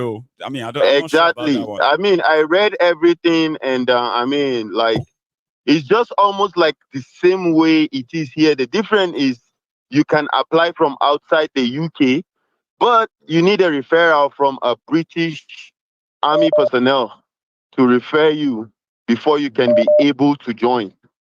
Come on, from what do you call it? From Odogbolu. Have you just put on British Army uniform? Airport straight now. If I get selected. Yeah, of course. Go on. So I mean, on TikTok, more information out there because most of these guys, I have a lot of soldiers from Nigeria. Most of them ask, how can I join the US? I said, US Army until you are here before you can join. You don't join outside. But when that information came out, I put it out there. And I mean, to my surprise, they came and they was like, oh, don't go and join because if you go and join now, all this war that is coming up between Russia and Ukraine, they want to use you. And could you believe this Adamu Garba, this Wereda, they gather money about it? Yeah, he made a video about it that he was saying the people that have friends or family in your UK that are trying to tell you to come and join. Well, don't go and join because if you go and join, it's like they are going to use money. And could you believe there are a lot of people buying to this nonsense? I told them, I said, look, this guy is already living good. Courtesy of you guys, from your own sweat, he's already living good. Not be the same way the way they gather money for making buy form. To just pay in gather money in blue. In gather in say no in the contest again. Not be the same way. In withdraw. Collected 40 million naira donation. When in collect money finish, in blue saying no they do again. Now that same fraud. Now they won't listen to. Well, me I tell you, I say, look, if you not like, make una better on a life. If you not like, make una listen to him. He's already traveled. Different from what I said that instead of person to kill himself in that place, right? But why don't you just grab the gun and go the house of one of these criminals? So maybe that one is different, all right? If becoming a British soldier, okay, which is die, Abi. So you're with your own theory, right? It better make you die inside Lamborghini than make you die inside Keke Napep. Where you go still get some level of recognition. And true now, me see, some of them self their eye don't clear. Now people will be say most of them are those ones will be say that they sleep inside cage. You understand? Wake up inside all those kind of cage. Now those ones will be comment here, comment. But mostly the guys that will comment, soldiers, they say, see, even though na Iraq, anywhere where you want carry me go. At this point, me I no care. I will go anywhere. Waiting at the see for here where I dey. He pass where I go see for there. He better make I die well. He better make I go die for where they go honor me. Because that's one thing they fail to understand. You know, say, the end. American soldier. Maiyegun, as I tell them, I say, see, you see as I did, so if war bust, we say they carry me come out, say, okay, we won't go war. Me as I did, so 500,000 don't they as insurance, life insurance in my head. We say, if anything happen, if anything happen. So tell me, if anything happen now, me I don't get anything to worry. Even though that money no. You know what I tell people about death, right? When people tell me about you want to die, you want to, I say, calm down. I wouldn't even know what happened when I die. Of course. Sure you get. Of course. I don't go be that. They cut my head off. Now we see my body go. They say, now so now me I don't let you see me. Me I don't go. Everything get out. I'm gone. But imagine that if my body, if I die now, right? And they say, this person about 500,000 insurance of over his life and all of that too. Now then you go see say the cry where you go see my children cry, not genuine cry. Not genuine now. Our daddy is not, you know, it's not genuine. If I make you cry, expensive cry, you that make you call the cry inside wahala like this. This kind wahala be that now. No wahala. Let me take another one, okay? Thank you so much for stopping by as well. It is true. You see, there's something people see when people talk about death. We should be grateful to our DNA or grateful to God, to those who are religious, okay? Or be very grateful to your DNA. You know, no be you make yourself. No be me make myself. You see, the gene of my papa, my mama, that formed my own DNA. Now that gene that produced my DNA is the same DNA that will help and show if I'm going to live long or I'm going to die young. Yeah, practically. But unfortunately, accident also happens, which means I may not die naturally. I may die by accident. But the least thing that you should be worried about is dying or how you die. Okay? What you should be much concerned with is to live and make sure that you live well. If you die, if I die, now people where they are alive, now then go see and lament about how I die. Whether I get assassinated, poisoned, burned down in a fire where they don't even see my body. It's all those kind of death that you think of and make you feel like people can then use death to intimidate you or cower you because you don't want to die bad. I don't want them to shoot me. I want to sleep and die. Who tell you say sleeping to die is easy? You don't see person where you say life will come off like when that breath is about, when that life was about going out of the body of somebody, sick person with no toxins, and it's time for them to die. Have you noticed that before? It is easy.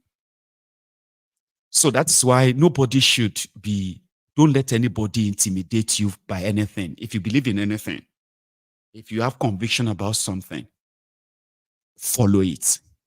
The least thing you should be worried about is dying. You won't even be there when you're dead. You won't even see it. Yeah.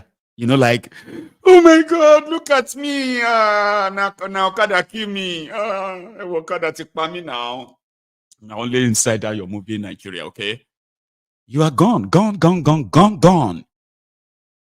Whether you are a billionaire or you are an homeless person, gone. That's how you have to live. My philosophy. Okay? I have had my siblings who died at childhood. Yeah, at this. My mom had like about 9 children, the ones I'm aware of.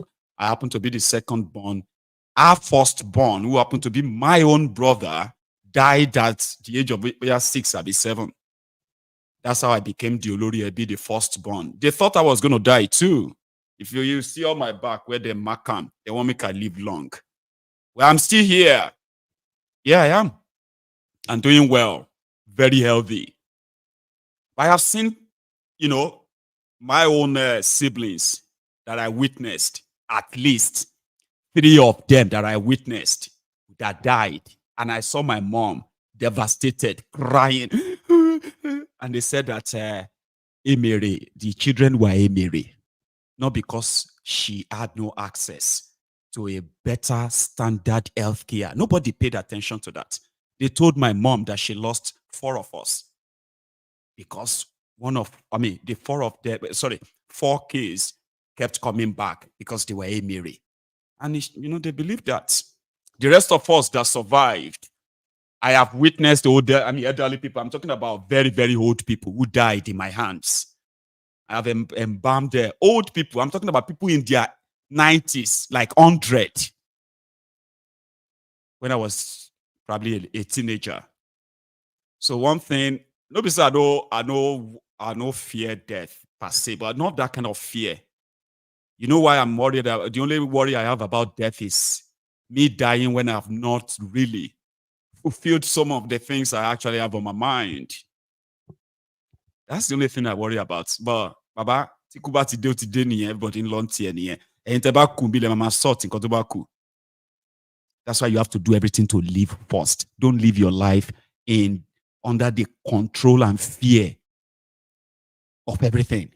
Baba, waste of life now. Shut up your mouth. I'm talking to you. You better watch it. Sorry, sir. Papa, you can't live like that. That's not living. That's not being alive. So, I have a call. Hello. Hello, the general. Good evening. That is, good evening. I'm fine. Tell me. Yeah. Like, see, I'm very, very excited. Like, every day I'm listening to this. I'm listening to your program. I'm listening to your voice. I believe that there is hope somewhere. Yeah. I believe there is hope for Nigeria, for every Nigerian youth and every Nigerian citizen. Yeah. So, and that is why even if I'm doing something, I always keep to myself at this particular time. Like, I should not miss it. I must be connected because this so-called construction in this Nigeria, like this country, like I don't really understand. And I'm hearing different things. I don't want to even put my ear there because there are some big grapevines, and I don't know that if it's true, but maybe some element of rumors. There are some truth in it. Okay. So I believe that I learned that this our president, the one that chose himself to preside over 200 million people in Nigeria, citizens, that brought himself out as a demigod, and the Baba himself, you know who I'm talking about. I learned that. You can easily just call you.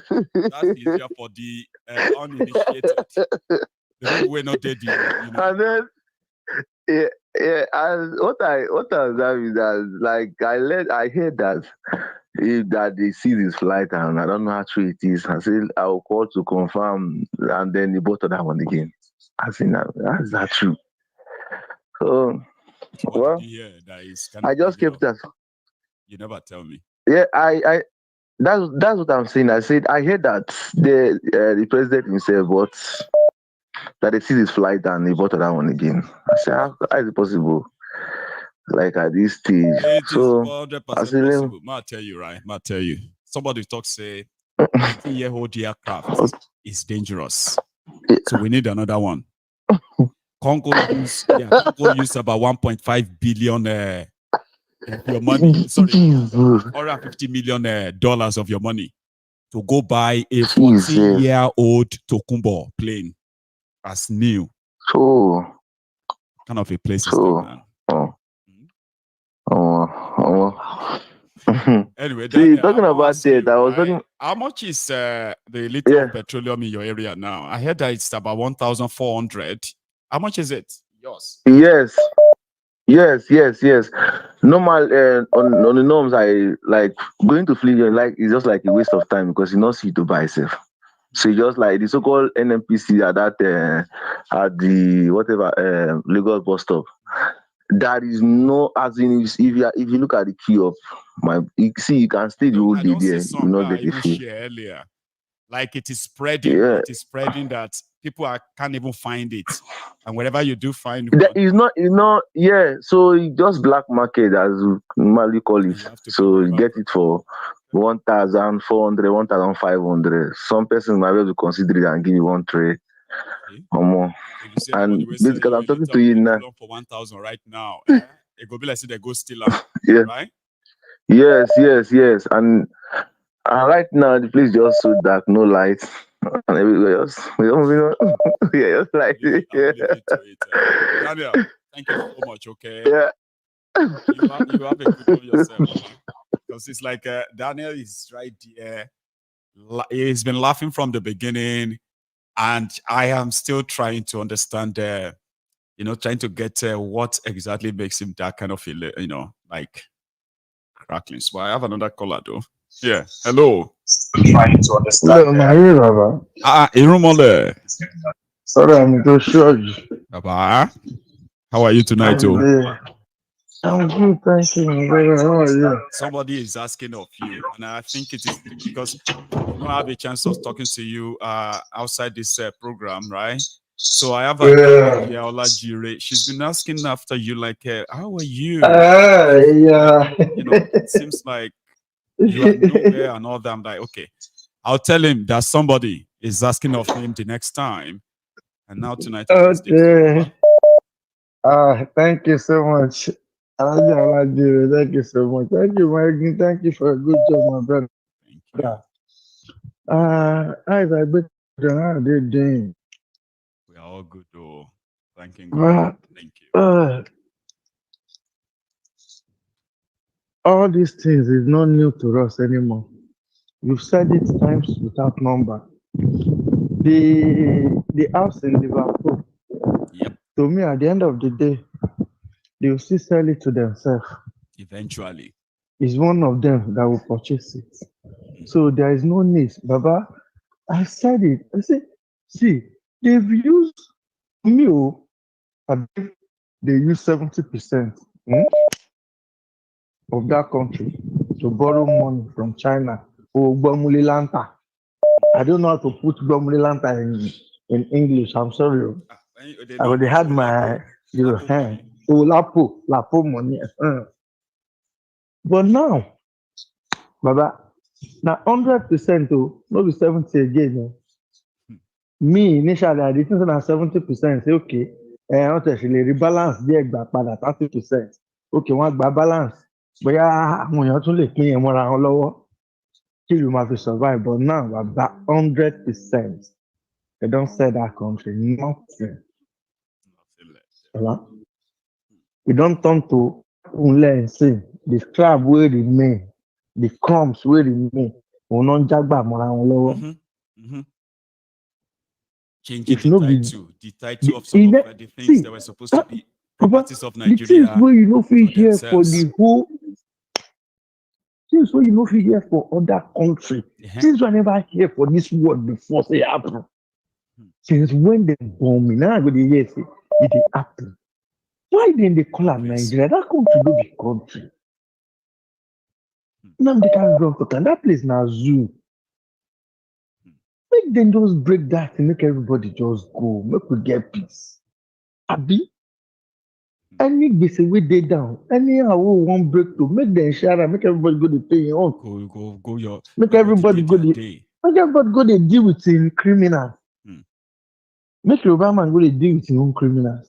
Make Igbo man go dey deal with im own criminals. Make Hausa man go dey deal with im own criminals. Make South go dey deal with im own criminals. Make them just. Everybody close eye, make everybody just day on his own. I dey tell you. But I come from where no reach us. Me, I even tell people say, See, okay, like Germany now. But for the history, we don't hear say Germany not developed before. Then get Western Germany, then get Eastern Germany, if I'm not making mistake. But after some years, they say no pay them, then come back. Yeah, now. We even divide, make everybody go on. So if we even go for like 20 years or 10 years, we could see what's going to happen. Then if we no pay us, then we'll come back. Me, I yeah. But thank you so much, Irumale. Thank you very much. You have a good one. Here is another caller, and this time it is the Prince Jejeman, representing. Hello, Maiyegun. Yes, sir. Happy Obi for life, Mama. God bless you. And the hello, and the hair, well done. That's Prince Jejeman. Please, Baba. Meanwhile, I have an announcement, okay? Yeah, I have this quick announcement. I just found out that MaiyegunsDiary Politico on YouTube had about 3,000 people suspended, banned, and all that on YouTube. So this moment, right? I free everybody. So you may begin to see some old people that you used to see on this platform before, that you stop seeing them because of their unruly behaviors or violating this platform's, common sense rule. Respect other people or those who kind of came for me. I have released everybody from that lockdown. You can possibly see them and they can be sent back there as well. I'm so sorry to those of you who are holding the spanner. You may begin to see those irritants again if they have not repented. So if you see them again, knock them that spanner, return them to that same lockdown, okay? But for now, 3,061 of those who have been banned from this platform in the last few years have all been cleared. The Prince. Yes, Baba. Thank you, Baba, for releasing them from the cage. I be now. It was just a single click. I beg, make that behave. Amen. This temple, na holy temple, man, I behave here. And then no can desecrate them with all their toxicity. Yes, sir. Or can they try to defend the rogues? You will return back to where we just brought you out from. Go on.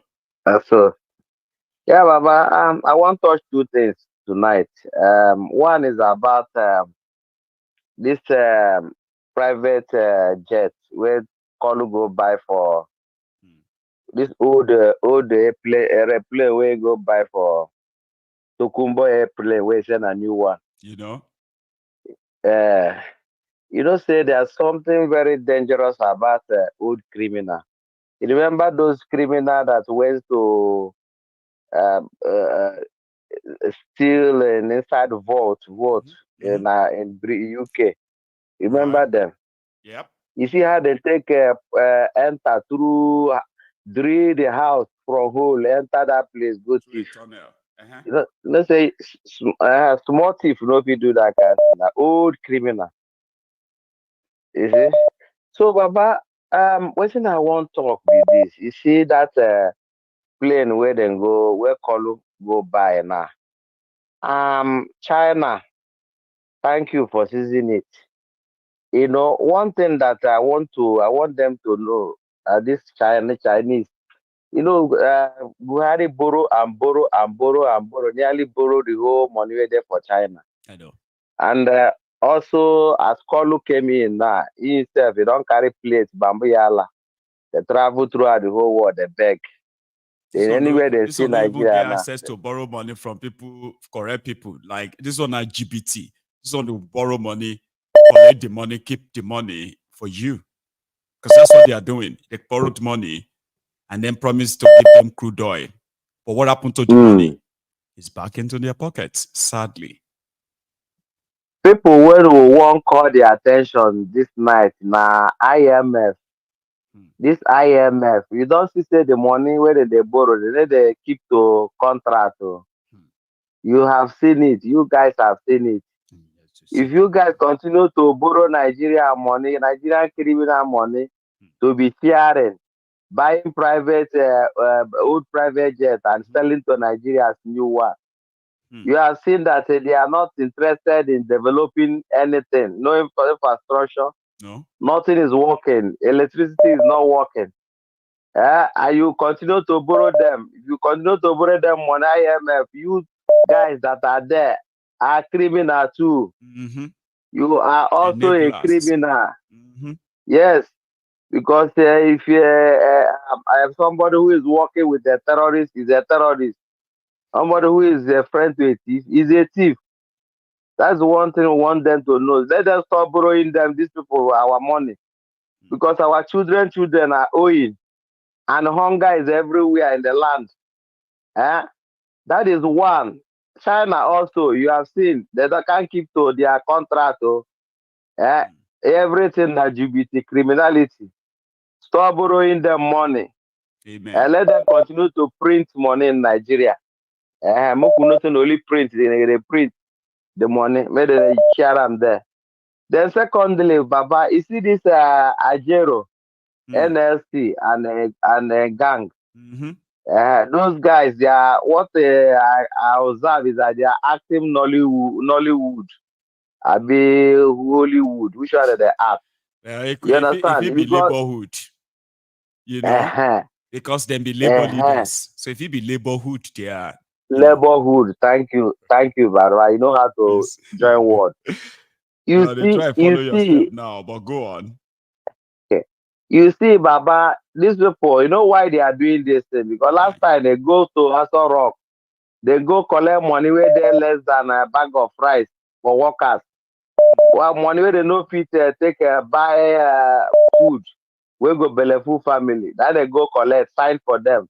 They collect their own. They now come out, begin to speak a political grammar.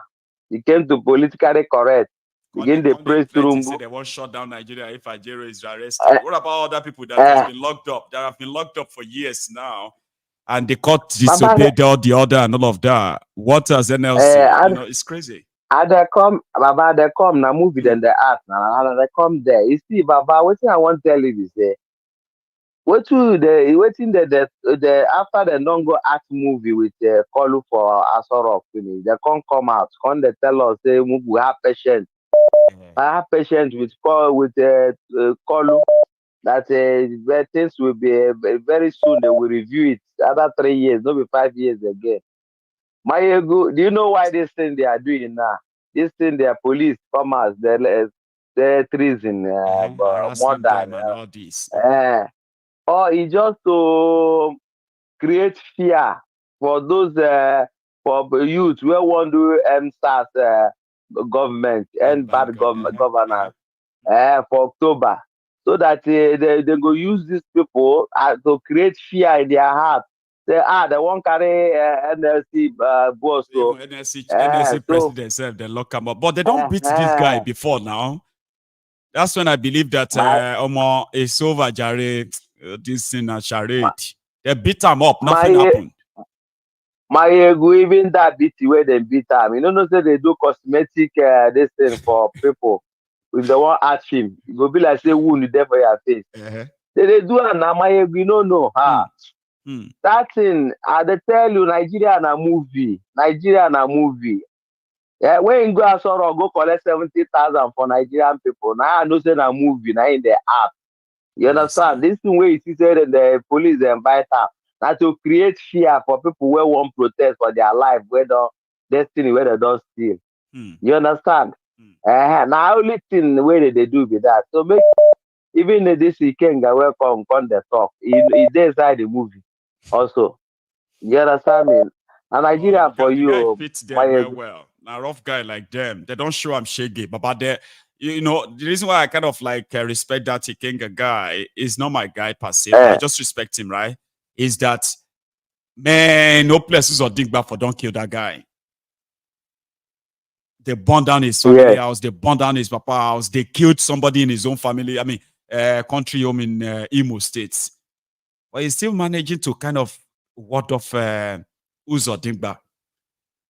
And that gives me kind of is yarning dust. When they talk not true, but you know what they say for your own side. Yeah. Is either is innocently fighting for this NLC boss. But to me, that NLC boss now movie they act with the Kolu. All of them. You understand me? But if Kenga no know what's in the happen, maybe they innocently just on the talk because see that one They talk like boss. He's an orator. You understand? But he's a lawmaker in Abuja. So that gives him a little bit of leverage among them. He's one of them. Thank you so much, Prince. Meanwhile, this you should know, if you now change your mind, though, we get 2 properties for Liverpool, Prince. If you use them, take them do hotels. Next time, call comes to the UK. We can rate it up like the way they spend. You know, that time they spend so much money in New York. If you get any 2 million, where you know they use, call me after the program. Bed and it go good for bed and breakfast. Or Maiyegun. You get what I mean? That place go good for bed and breakfast. But do you have any 2 million where you know they use for now, or you are busy? Nah, Maiyegun, I don't get 2 million. No, I don't get 2 million. I beg. Or if you get them, but if you get them, if you put them down, right? If I get them now, that place there for center now. Liverpool. You know this kind of thing I like, right? Imagine if I get $2 million, right? I think just call the Chinese guy and say, "Come, I'll pay you $2.5 million, okay?" And guess what? The following day, right?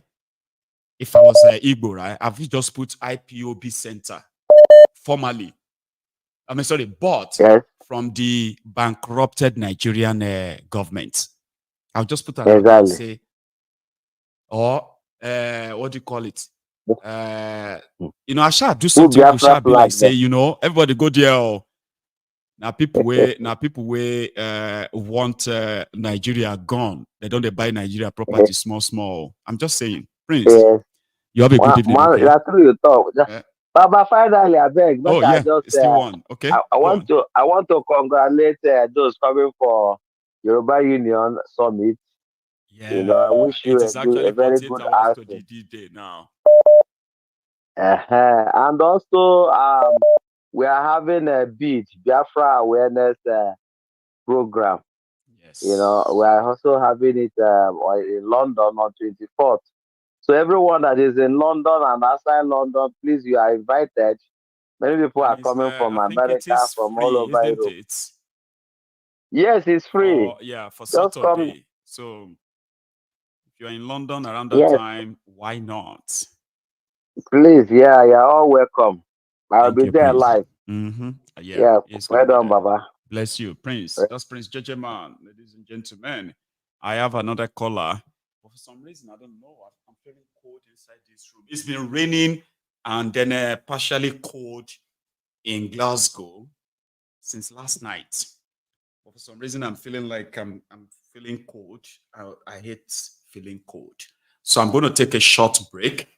Put on my eating or the heater there. Then we can continue. I do have a caller on the line, but my caller, I know you can hear me, okay? Please hang in there for me for a second. If not, I'm not going to be all right. Seated there feeling cold. It's not freezing, but I hate cold. I'll be back.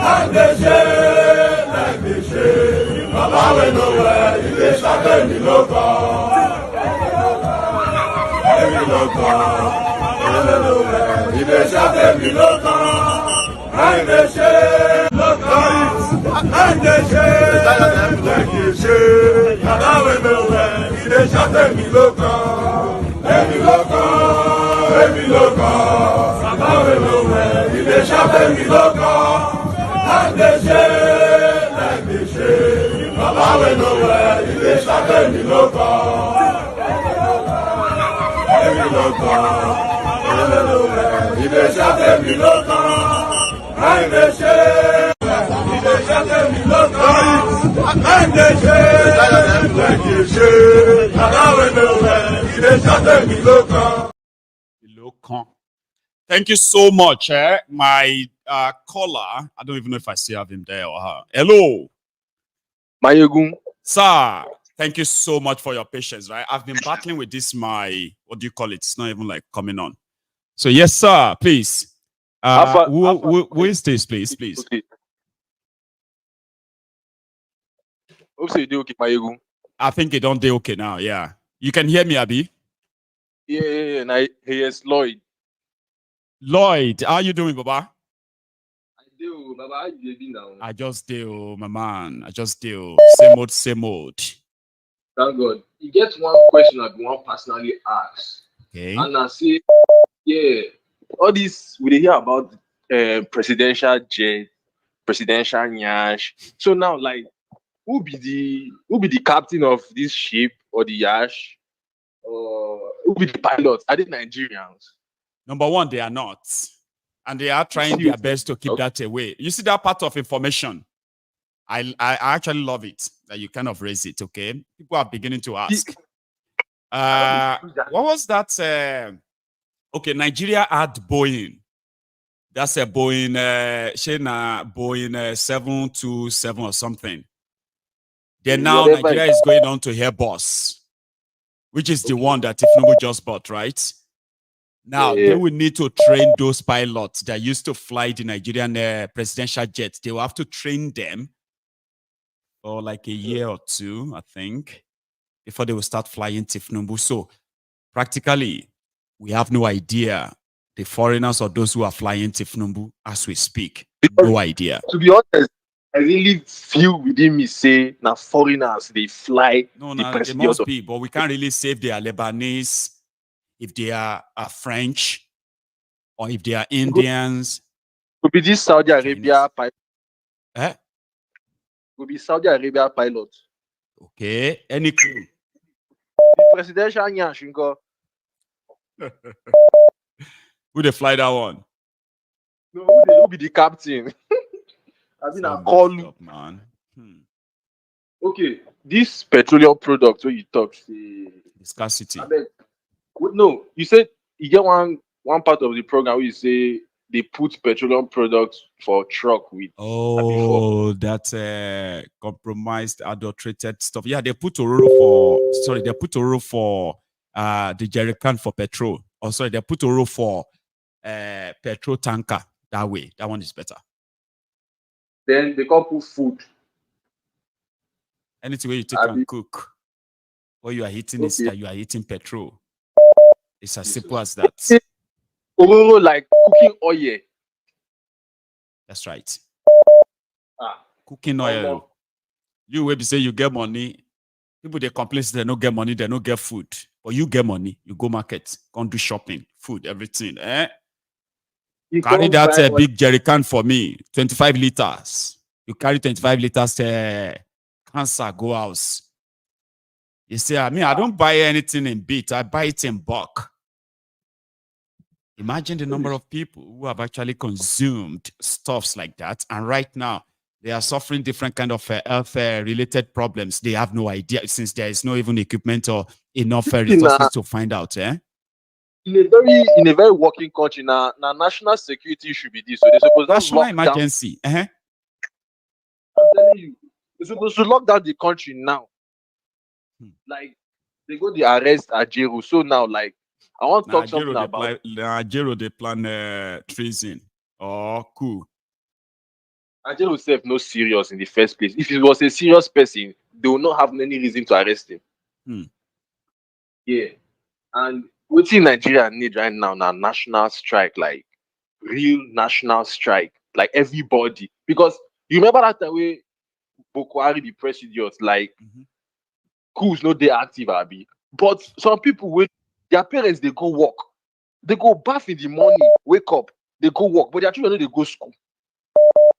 These parents could not like strike, say Who they go work? So what are you working for? Why are they work? Why not fit kind of like take care of my own responsibilities? Like you supposed to get mad one morning and be like, "Oh man, which work would they do, gossip? What kind of work? What kind of job is this?"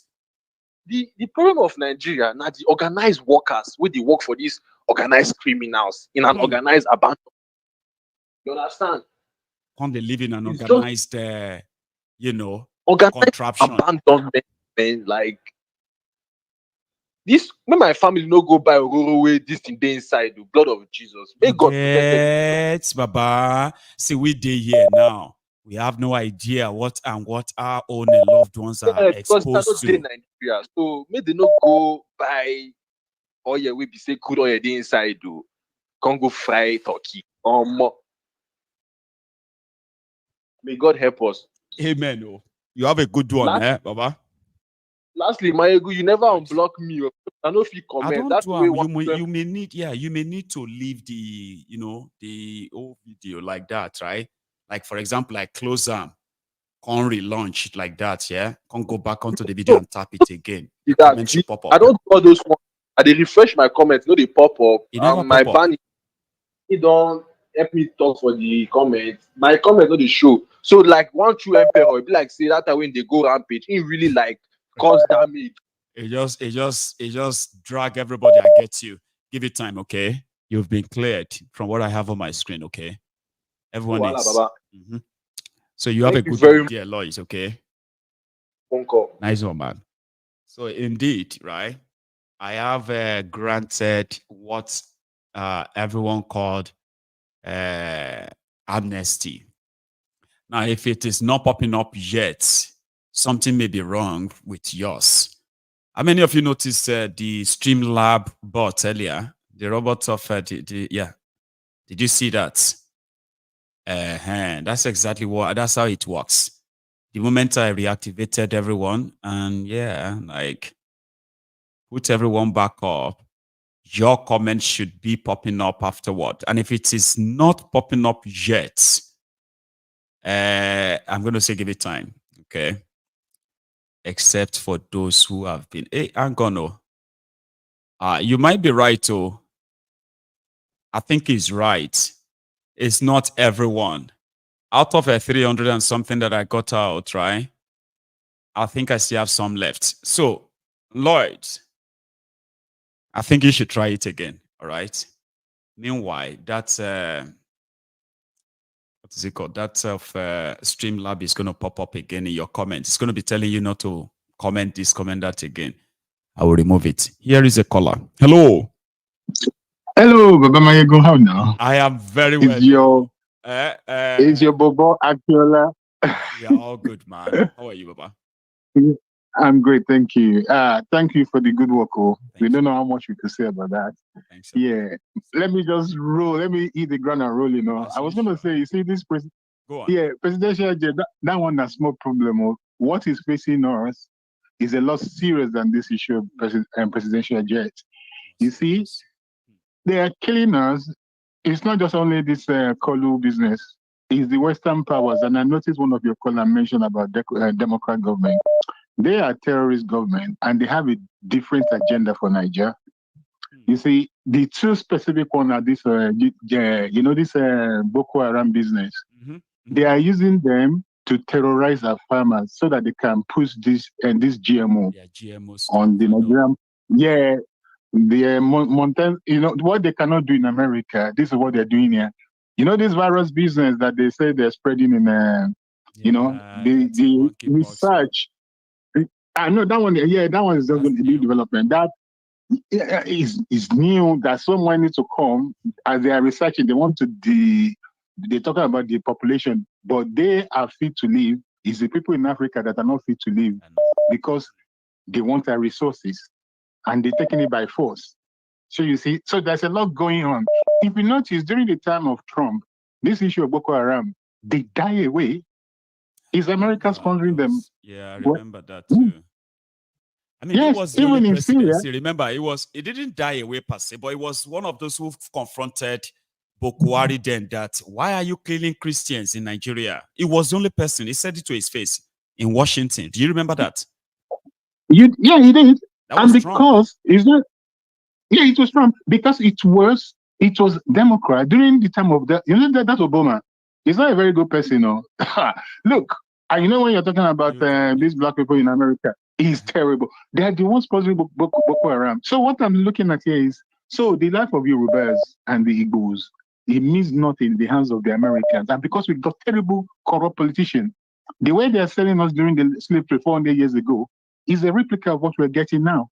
So the problem facing us is a lot more than this budget. Is how absolutely because all these people dying now is because they impose. You know, your Bobo that Milokon is not qualified to be the president. We all know that. And when they were going to do such, privacy to find out that is it true, so that they can disqualify him to go and get information from America. Who are the people that covered up for him? So it's been compromised. Democrats, man. Absolutely. That's why I said. See, this is why I said. So those who are like Nigerians who are not living in America, and then who have never been to America, so to say, right? Mm-hmm. Democrat Party represent evil to them. Evil. But you see those who are in America, who live there. Yes. They have a different kind of, because to them, they don't give a damn about Africa. You get that? They care about themselves as Americans, America, inside America, and all of that. So, which means sometimes we are coming from two different backgrounds, from two different experiences. Absolutely.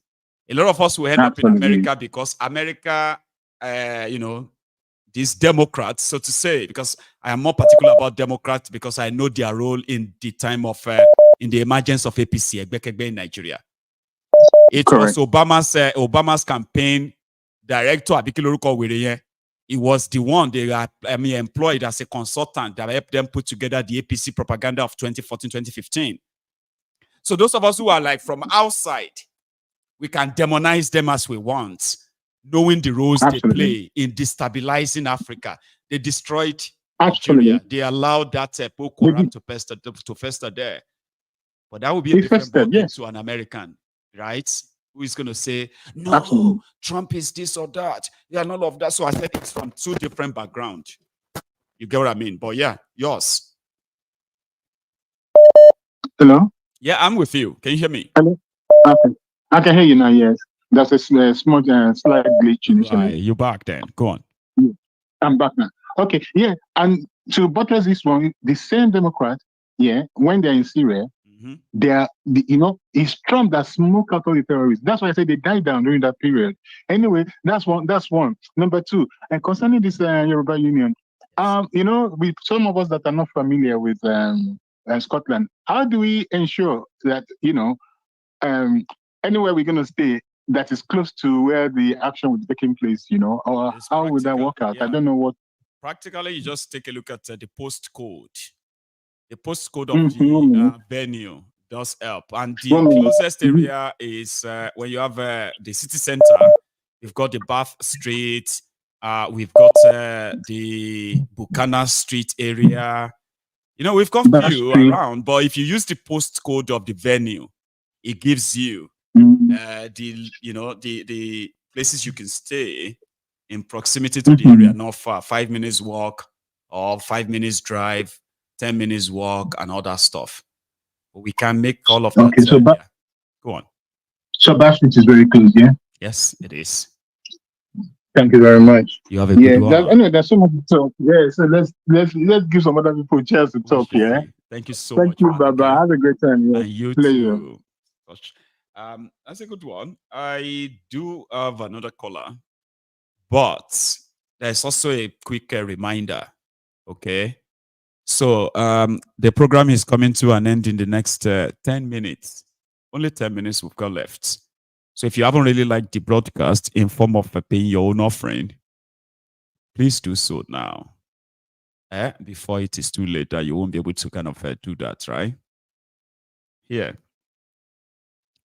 is a caller. Hello. I don't think I've lost this caller. Or did I? Okay. Lucky you that you could possibly get back in again. Hello there. Yeah. One name. Osita. Yeah. How are you? People have been asking of you, by the way. Yeah, Where is I've been Osita? good, but Where I've is been Osita? so busy. Yeah, because I walk. How are you, Baba? I walk outside my city now. Oh. Yeah. So, okay. My brother. Yes, sir. Thank you for the good work, and God will continue to strengthen you, move you from strength to strength, glory to glory. Amen. Thank you so Don't much. know. Mm-hmm. You don't know you've broken the glass ceiling. So let everybody know about that. You know, the issue about this American election, all these things that people go online and talk about. You know, like I am. so, you know, I was just trying to let people understand where some of Nigerians who are not living in the US, where they are coming from. But I am so disappointed in people when they leave their own headache and they are talking about another person's headache. You get? I am so disappointed. That was one of the reasons. I am an Igbo man, but that was the reason I was somehow angry at the Igbo nation at a particular time when they were going, all of them, they were going to church. That period, they were when Joe Biden came in. They were going to church. They were praying to Almighty God that God should make Trump win, that Trump is sent by God. But I'm so sorry. I remember that. It was the same Trump that sold Tucano jets to Nigeria. I mean, that gave Nigerian government the Tucano jets to finish the Igbo people. It is the same Trump. One thing I used to tell people that people don't understand is that God is not a politician. It has nothing to do with politics. The politics that you look at today is the system of the world, is not the system of God. Even when Jesus Christ, the one that I believe in, everybody talk about, Jesus Christ, when he was on earth here, the Roman Empire was in charge of Jerusalem. He never spoke anything concerning the Roman Empire. So that is that. So when people come and start talking about, oh, Trump, the thing that people don't understand about this country or the West, their ideology, they call it their international relationship. No, it's foreign policy. American foreign policy means American first. It doesn't matter whether it is Democrats or Republican, America first. Independent, anybody. All of them, they have the same agenda. They have the same ideology towards you. Us. Mm-hmm. So when they have it towards you, they don't care about who is the president. No, doesn't matter. So when you look at them, when they come to the foreign policy, their foreign policy is the same thing. It doesn't change anything. So we have to really understand it, that it is supposed to be African first. It's supposed to be Nigerian first. We will think about what is good for us. We should be the one to say how we should be governed and not inviting people from outside to come and look at us so that they will give us Biafra. They will give us Biafra. I said this thing at that particular point in time in one of your programs. I said it that if we are waiting for the white man to come and give you Biafra or give you anything, you are joking, because they kept you the way you are and they wanted to continue this way. So that is my take concerning that. But I really want to ask you something about the impeachment of the Senate head. Which one is that? The Senate lead, the Senate President, Akpabio Oli's issue. Okay. Is that happening? Is it sincere, or they are just trying to divert our attention a little bit?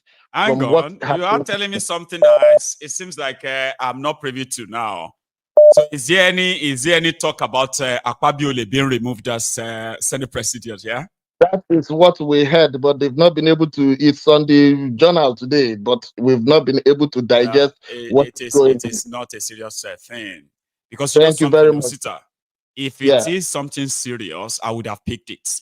You know why? Exactly. That means I would have actually gone beyond just the headlines to see who is pushing it. And I can easily come here and say, oh, it's nothing. But I haven't picked up anything like that. My brother, is a diversion. That is just what I want be. to tell people. It must be. Just a diversion. And I'm going to go look for it, though. Yeah, since you've mentioned it. Let us keep hanging in there. Let us keep doing what we do. The only thing, I was watching one of your programs that I didn't start from the beginning, your telecast, and the only thing that people don't understand, there is no way this contraption can survive. No, let us try something. We need to keep reminding people. Yeah, not like this. Let us try to do something that we've not done before. Like one of the previous callers said, if we do it, it didn't favor us. Maybe in 30 years' time, we can come back and say, okay, let's come back together. Okay. But as it is right now, none of this thing, and let nobody be talking about any election because it is still the same result that you are going to get. Thank you very much, my brother. Bless you. Osita, thank you so much. You know why I don't discuss American politics on MaiyegunsDiary Politico? I'll tell you, because I cherish a lot of you's time here. The reason why you are here is simply because we have something that is happening in a place that we all come from that they have endangered so much. And the best we can do is first to understand what it is that put our people in such a terrible situation, right? Then after understanding what it is, the next right thing to do is to see if we can actually stop that or change it. But there is no way that you can say in this 21st century that you can do anything or anything can happen in your country in a way that you can, that something going on in your country, and then something is going on in America, and somehow somebody will say, it is not our business. Yeah, it is not. But at the same time, being in the know of the development of what is going on in the US is good. Because what happened in the US will affect all of us eventually, even us in the UK, all over the world. So it's good to have interest, but it doesn't make any sense for you who is not a voter, who is not a resident in America, to be fighting and tearing yourself apart about their politics from Nigeria. It's ridiculous. But maybe we can't just help it. You see, the energy, I've seen a lot. Osita that just spoke just now, right? I've actually seen a lot of the engagement and the whole fisticuff between Nigerians over American Kamala Harris, Donald Trump. As much as, you know, it is what it is, like people can't really look away. I just do wish that we have the same energy, that same energy that you have. A lot of you will be like, well, Nigeria, nothing concerns me with Nigeria. On top of this Trump. And then Kamala matter. Some of you say, don't they become so enraged? You know, don't they become so, I mean, I wish you can be like that about that contraption called Nigeria. Yeah? Use that same energy, that same understanding, and all that stuff. I'm just saying, I wish. Here is my last caller. I'm giving you my last caller, just about a minute or two, because our time is so far spent now. But yeah, we still do have just a minute. Hello. This is CA from Atlanta. It is CA from Atlanta. How are you to this evening, sir? Good. Been a while. I've been listening and watching, but all through the protest, I just said, let me just sit by the sideline and watch. Yeah. Two things. I think everything that's happening back home is just, you know, what they call him when they say he's a very intelligent man, he's clever. This is what he knows how to do better, to divert attention. They get attention. Talents. They discover talents. Yes. He has that talent they say thievery. Talent in thievery, yes. Yes. Talent for manipulation. Manipulation. So they say it's intelligent. No, it's not. It's a criminal, it's a crook. So he divert attention, steal people's money, rile out some people, fight the Igbos. Just make noise, Igbo, Yoruba, put tribalism, keep them busy, that's all he does, keep them busy. But before the protest, I wanted to call, but I didn't want to jinx it. That protest is not the protest that will take Thiefnubu out. The one that will happen will happen. Something's going to happen. Mark my word. Said it's not going to be called protest. It's going to be called riot. I said, well, riot or revolution. It's going to be something. I'm going to be something very tiny. Oh, you push me, you push me, you push me, I push you. Fight start. Before you know it, it's gone. Tiny stuff. Very tiny stuff going to escalate. Then finally, I don't want to take your time. This American election, just like Osita said, we understand what Osita said is what I want to say. America has a standard foreign policy. Whoever is in charge, they have the agenda. That's right. Whether it's in Iraq, whether it's in Libya, it doesn't matter. Whether it's Saddam Hussein being killed, it doesn't matter whether it's Republican or Democrat. They have a standard procedure of operation. So people are just assigning names. No, it's not names. Kamala is going to win the election because Trump internally has nothing new to offer. That's why he's going to win. He has nothing new to offer. People just think Trump is a nice man. Trump is a criminal. He's a crook. See? The guy is a crook. That's why I don't talk about the American politics here. You know something? Trump supporters who just heard you right now will be like, no, don't say that. Yeah, you are, and that begin to Maiyegun, I was in a space yesterday, in Nigerian space. They're talking about the election. It will be whether it's a Democrat election. People will see the obvious. They can do anything for Trump. Anything Trump does, they tell you no, it's not true. It's a lie. I know. They can kill. They can die for that just guy. Like you have Democrat supporters too. Yes. Are Trump supporters. I mean, I think Democrats how come are you liking this? I just gave you the background. Yes. Right? I gave you the background of why some of them felt like Trump is better. Yes. Yeah, you're right. You're right. You know. And like we said, it's not Democrat. It's American policy. It's American. It's American policy. They pushed APC into government. We know it's American policy. They have their reasons. They have their plan. Yeah, for a long time, that is it. About the oil, a lot of factors. Nigeria is a gold mine. So if Nigeria is destabilized, the better for them. So that's just how it is. So people should just, don't stop assigning names to it. There's no name. American government. Stop abusing themselves. If you go read comments right now, I told you, Trump's. If I allow that line to ring another time, right? CA, another Trump's. If it be another Trump supporters, and I'm like, no, I want to talk about that contraption, please. Keep Trump. If you tell an average, one thing about Trump supporters. Yeah. If they see Trump stealing from the pod, now you catch him with picture. They'll say it's a lie. It's FBI. It's fabricated. It's conspiracy too. The man can never do any wrong. That's the problem I have with them. He can do no wrong. Right. No, they're trying to put him to jail. They're trying to conspire against him. Everything he does is a lie. They can't say, yes, we know it's true, but they won't say that. They'll tell you, say, no, it's manipulated. It's a lie. Election was rigged. I live in Georgia, Maiyegun. For you to rig election in America, Maiyegun, even Yakubu cannot rig election here. If you bring Yakubu, you can't rig election here. It's tough rigging election. Georgia is a Republican state. For a Republican state to rig election for who? For a Democrat? I live in Georgia, Maiyegun. It's impossible. And this will argue and tell you the election was not manipulated. It was not. They counted and recounted in counties. They counted and recounted severally. Anyway, see, let's not go into that. I know. Just are too sentimental. I mean, so many people are going to be disappointed this evening that this is how we are ending the program because they would want to give it a follow-up. Because people are not objective. People are not objective. That's why I don't like. I get you. That's why I don't like supporting people. I'm not a political person. Yeah. Thank you so much. Yeah. Bro, okay. Thank you. Our time is now up. Okay. Right. Thank you very much for always as well. You have a good one. Okay. So that's a CA from Atlanta, Georgia. See, ladies and gentlemen, we've come to the end of the program, the second part of it. And thank you so much, okay, for spending your evening with me again, right? Tomorrow is such a busy day. You've seen that I've not really been coming up in the afternoon now, right? We are having the Yoruba Union Summit this week, okay? So we are not having a large contingent of people, but we're having this,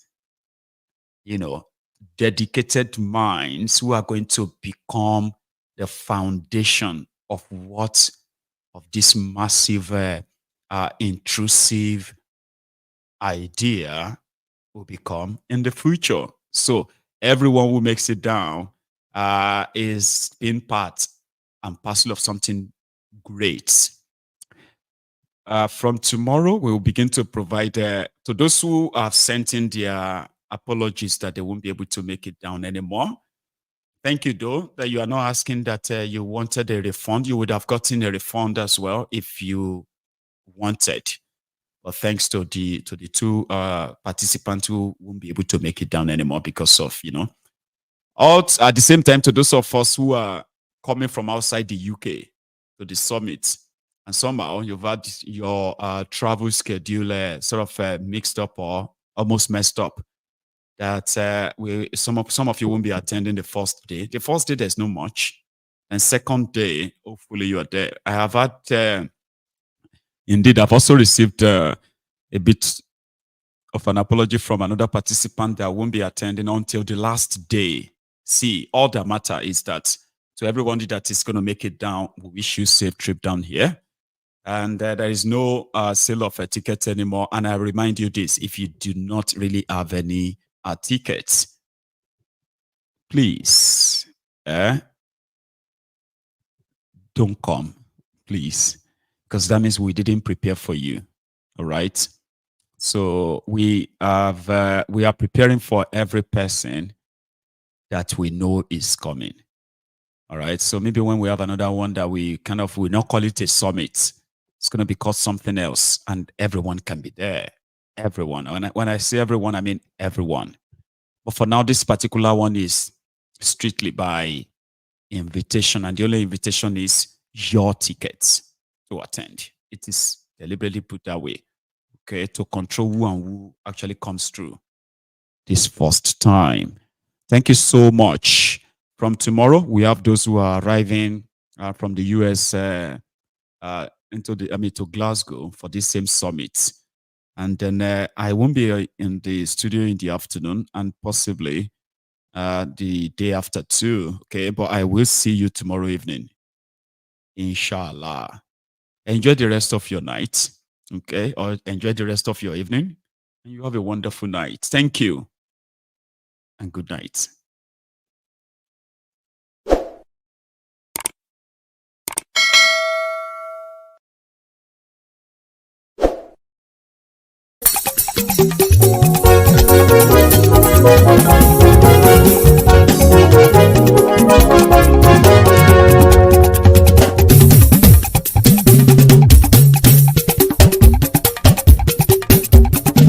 Maiyegun làwa mọ̀ làmọ̀ tó dòdòdò. Maiyegun Diary, Maiyegun #1. Maiyegun làwa mọ̀ làmọ̀ tó dòdòdò. Maiyegun Diary, Maiyegun #1. Maiyegun ti dé o, ọ̀rẹ́ ará ìlú. Maiyegun Diary, Maiyegun #1. Lórí Facebook, lórí YouTube. Maiyegun Diary, Maiyegun #1. Gbogbo bó ṣe ń lọ ni Maiyegun já wa sí. Maiyegun Diary, Maiyegun #1. Àṣírí ọ̀jẹ̀lú kì í bò níbẹ̀ o. Maiyegun Diary, Maiyegun #1. Bó bá ṣe eré àní Maiyegun máa wí. Maiyegun Diary, Maiyegun #1. Ó sì tún ṣe eré wàá gbọ́ níbẹ̀ o. Maiyegun Diary, Maiyegun #1. Maiyegun Diary, Diary Politico. Maiyegun Diary, Maiyegun #1. Godfatherism kò sí lọ́rọ̀ Maiyegun. Maiyegun Diary, Maiyegun #1. Ẹ farabalẹ̀ sẹ́ o kẹgọ́rọ̀ lẹ́nu o. Maiyegun Diary, Maiyegun #1. Àní Maiyegun làwa mọ̀ tó dòdòdò. Maiyegun Diary, Maiyegun #1.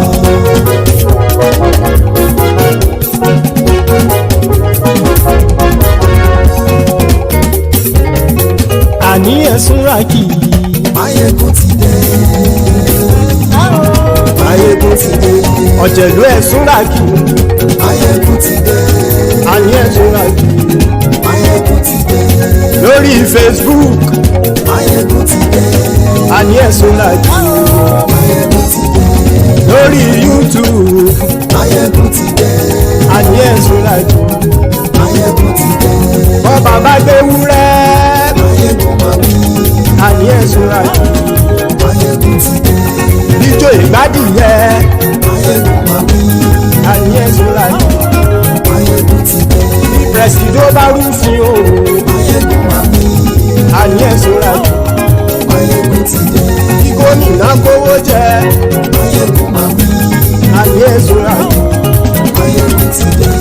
ọlọ́pàá tí ń darí bá àní ẹ̀sùn rájò aṣòfin tí ń rúfin òwò àní ẹ̀sùn rájò òpùrọ́ olóṣèlú àní ẹ̀sùn rájò ọ̀jẹ̀lú ẹ̀sùn rájì àní ẹ̀sùn rájì.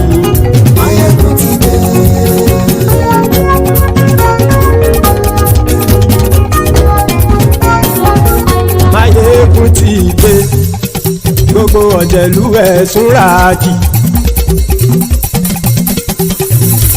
Maiyegun ti dé gbogbo ọ̀jẹ̀lú ẹ̀sùn rájì. Ṣùgbọ́n ní bá ti ṣe èyí tó yẹ kí wọ́n ṣe ọmọ bá dèrò ní fi wọ́n níran o. Maiyegun ti dé gbogbo ọ̀jẹ̀lú ẹ̀sùn rájì. Maiyegun ti dé gbogbo ọ̀jẹ̀lú ẹ̀sùn rájì. Ṣùgbọ́n ní bá ti ṣe èyí tó yẹ kí wọ́n ṣe ọmọ bá dèrò ní fi wọ́n níran.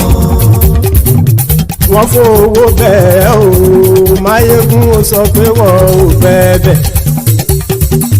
Wọ́n fowó bẹ́ẹ̀ Maiyegun ó sọ pé wọ́n ò bẹ́ẹ̀.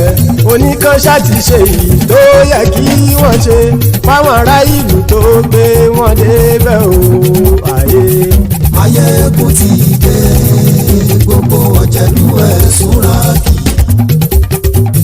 Maiyegun ti dé gbogbo ọ̀jẹ̀lú ẹ̀sùn rájì.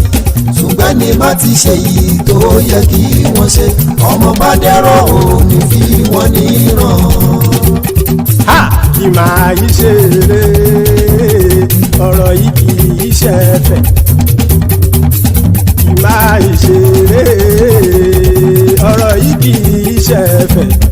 Ẹni bá ti lè lẹ́bọ̀ lẹ́rù o ọmọ bá dèrò kàṣà ìtú wọn síta. Maiyegun ti dé gbogbo ọ̀jẹ̀lú ẹ̀sùn rájì. Maiyegun ti dé gbogbo ọ̀jẹ̀lú ẹ̀sùn rájì. Ṣùgbọ́n ní bá ti ṣe yìí tó yẹ kí wọ́n ṣe ọmọ bá dẹ́rọ̀ ò ní fi wọ́n níran. Tẹnitẹni ọmọ Maiyegun ọ̀rẹ́ ara ìlú mọ̀mọ́ ni mo fọlọ́hún ṣọ́ ẹ̀ bá kìlẹ́bù. Lóòótọ́ olódodo ìlú ọ̀tá ìlú mọ̀mọ́ ni ìwọ ṣá máa ń ṣọ́ra kò sì mọ́ bẹ̀rù. Bọ́tà ń lè rí bóníṣègùn lé káwọn mọ̀mọ́ fi ṣera wọn ni ó ti dẹrùn tí wọn ò gbọ́dọ̀ sì mọ́ bẹ̀. Èèpo ọ̀gọ̀ lọmọ bá dérò tàjẹ́ ò gbọ́dọ̀ jẹ́ ó ti jọba lórí àbínú ẹni kò sì mọ́ fòyà. Àìsíwọ́lu ní ẹnìkẹ́ ìgbódì ẹyin lábàrá o ó kó ẹni tó bá dán o àkàmù. Maiyegun ti dé gbogbo ọ̀jẹ̀lú ẹ̀sùn rájì. Maiyegun ti dé gbogbo ọ̀jẹ̀lú ẹ̀sùn rájì o. Ẹni bá ti ṣe yìí tó yẹ kí wọ́n ṣe ọmọ bá dèrò òní fi wọ́n níran o. Maiyegun ti dé gbogbo ọ̀jẹ̀lú ẹ̀sùn rájì. Maiyegun ti dé gbogbo ọ̀jẹ̀lú ẹ̀sùn rájì. Ṣùgbọ́n ní bá ti ṣe yìí tó yẹ kí wọ́n ṣe ọmọ bá dẹ́rọ̀ ò ní fi wọ́n níran.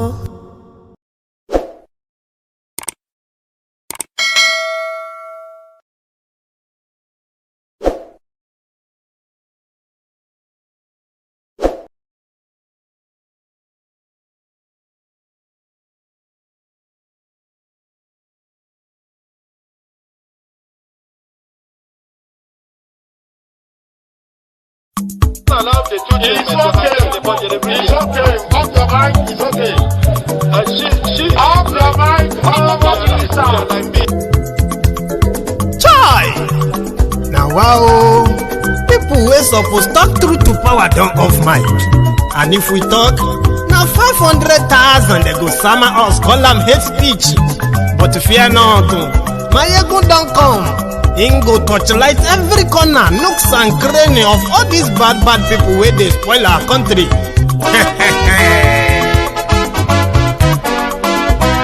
So my people make we laugh, oh yo yo, Maiyegun don come, oh yo yo. My people make we shout, oh yo yo, Maiyegun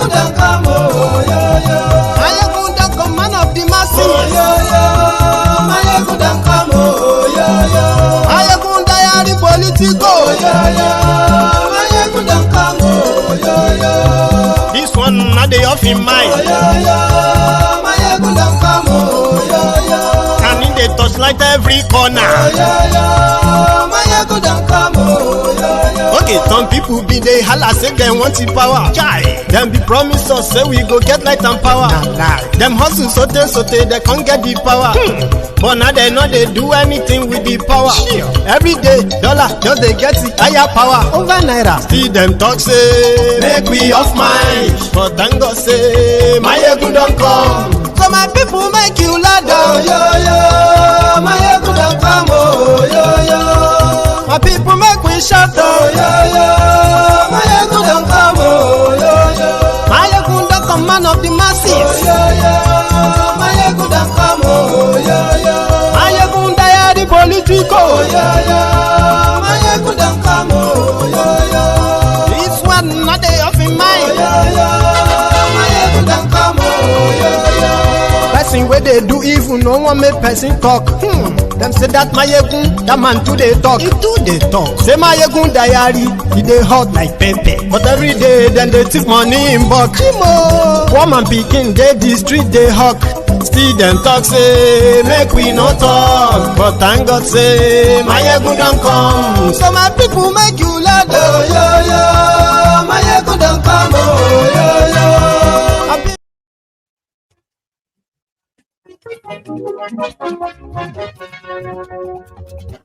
Hello there.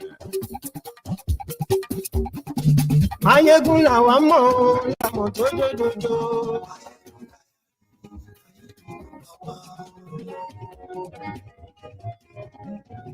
Maiyegun làwa mọ̀, làmọ̀ tó dòdòdò. Good morning to you. Good afternoon to you. Good evening to you from wherever you are joining us. It is Maiyegun Live.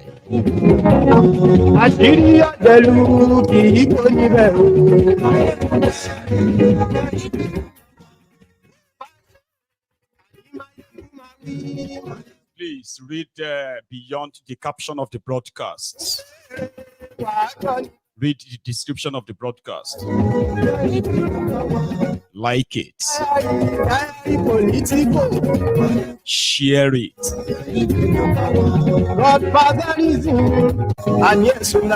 Yes, Maiyegun today. Sorry that we are starting late again tonight, but trust me, the wait is going to be worth it.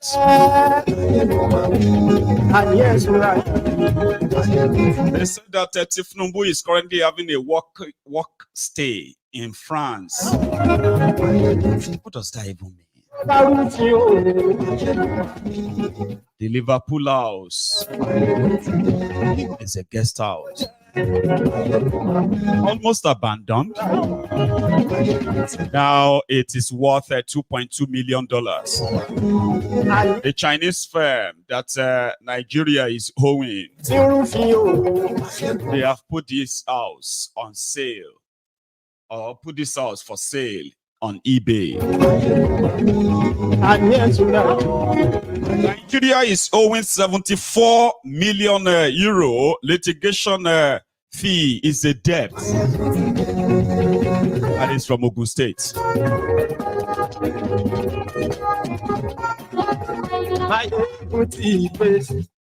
Today, thank you so much for joining me. This is Maiyegun Live, and top of the day to you as you tune in into this program this evening, at this moment.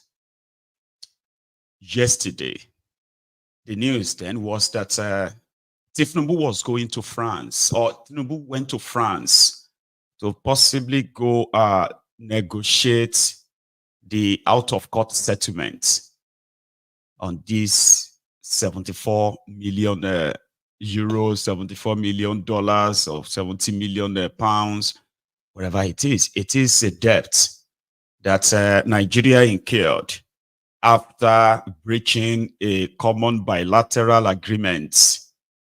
Ibikunle which is Irokunle Omomoshi, the man, the facilitator of all of this, currently said it was a mistake that he terminated it because he thought they were dubious on first paragraph. The next paragraph, he said, well, they were dubious. That's why he terminated it. Right now, the court in the UK has granted the firm the right to begin to sell any of the assets of Nigeria that they have already confiscated and claimed. So far, so good. They've claimed 2 guest houses of Nigerians in Liverpool. They even have an address for that. I think, yeah. If you are watching from Liverpool, you probably should know this property and where it is. And if you probably didn't know before, now you do. So Nigeria, this house, one second. Let me put that back on the screen, right? This property in England, Liverpool, happened to be one of Nigeria's properties in the UK as Nigeria government. This particular one, and the another one also not far from it, is on 15 Aborth Hall Road. And the second one, which is currently at Beach Lodge, 49 Calderstones Road, both in Liverpool, that have been put up for sale on eBay for $2.2 million. Now, this is just a fragment or a fraction. It's not even probably a droplet. Can anyone calculate the percentage of what $2.2 million would be from $74 million? Let's even use dollars now. So you need about 30 of $2 million or 32 of $2 million. So that could be like maybe just about 3% of the whole money. The other 3 aircraft they confiscated in France, right?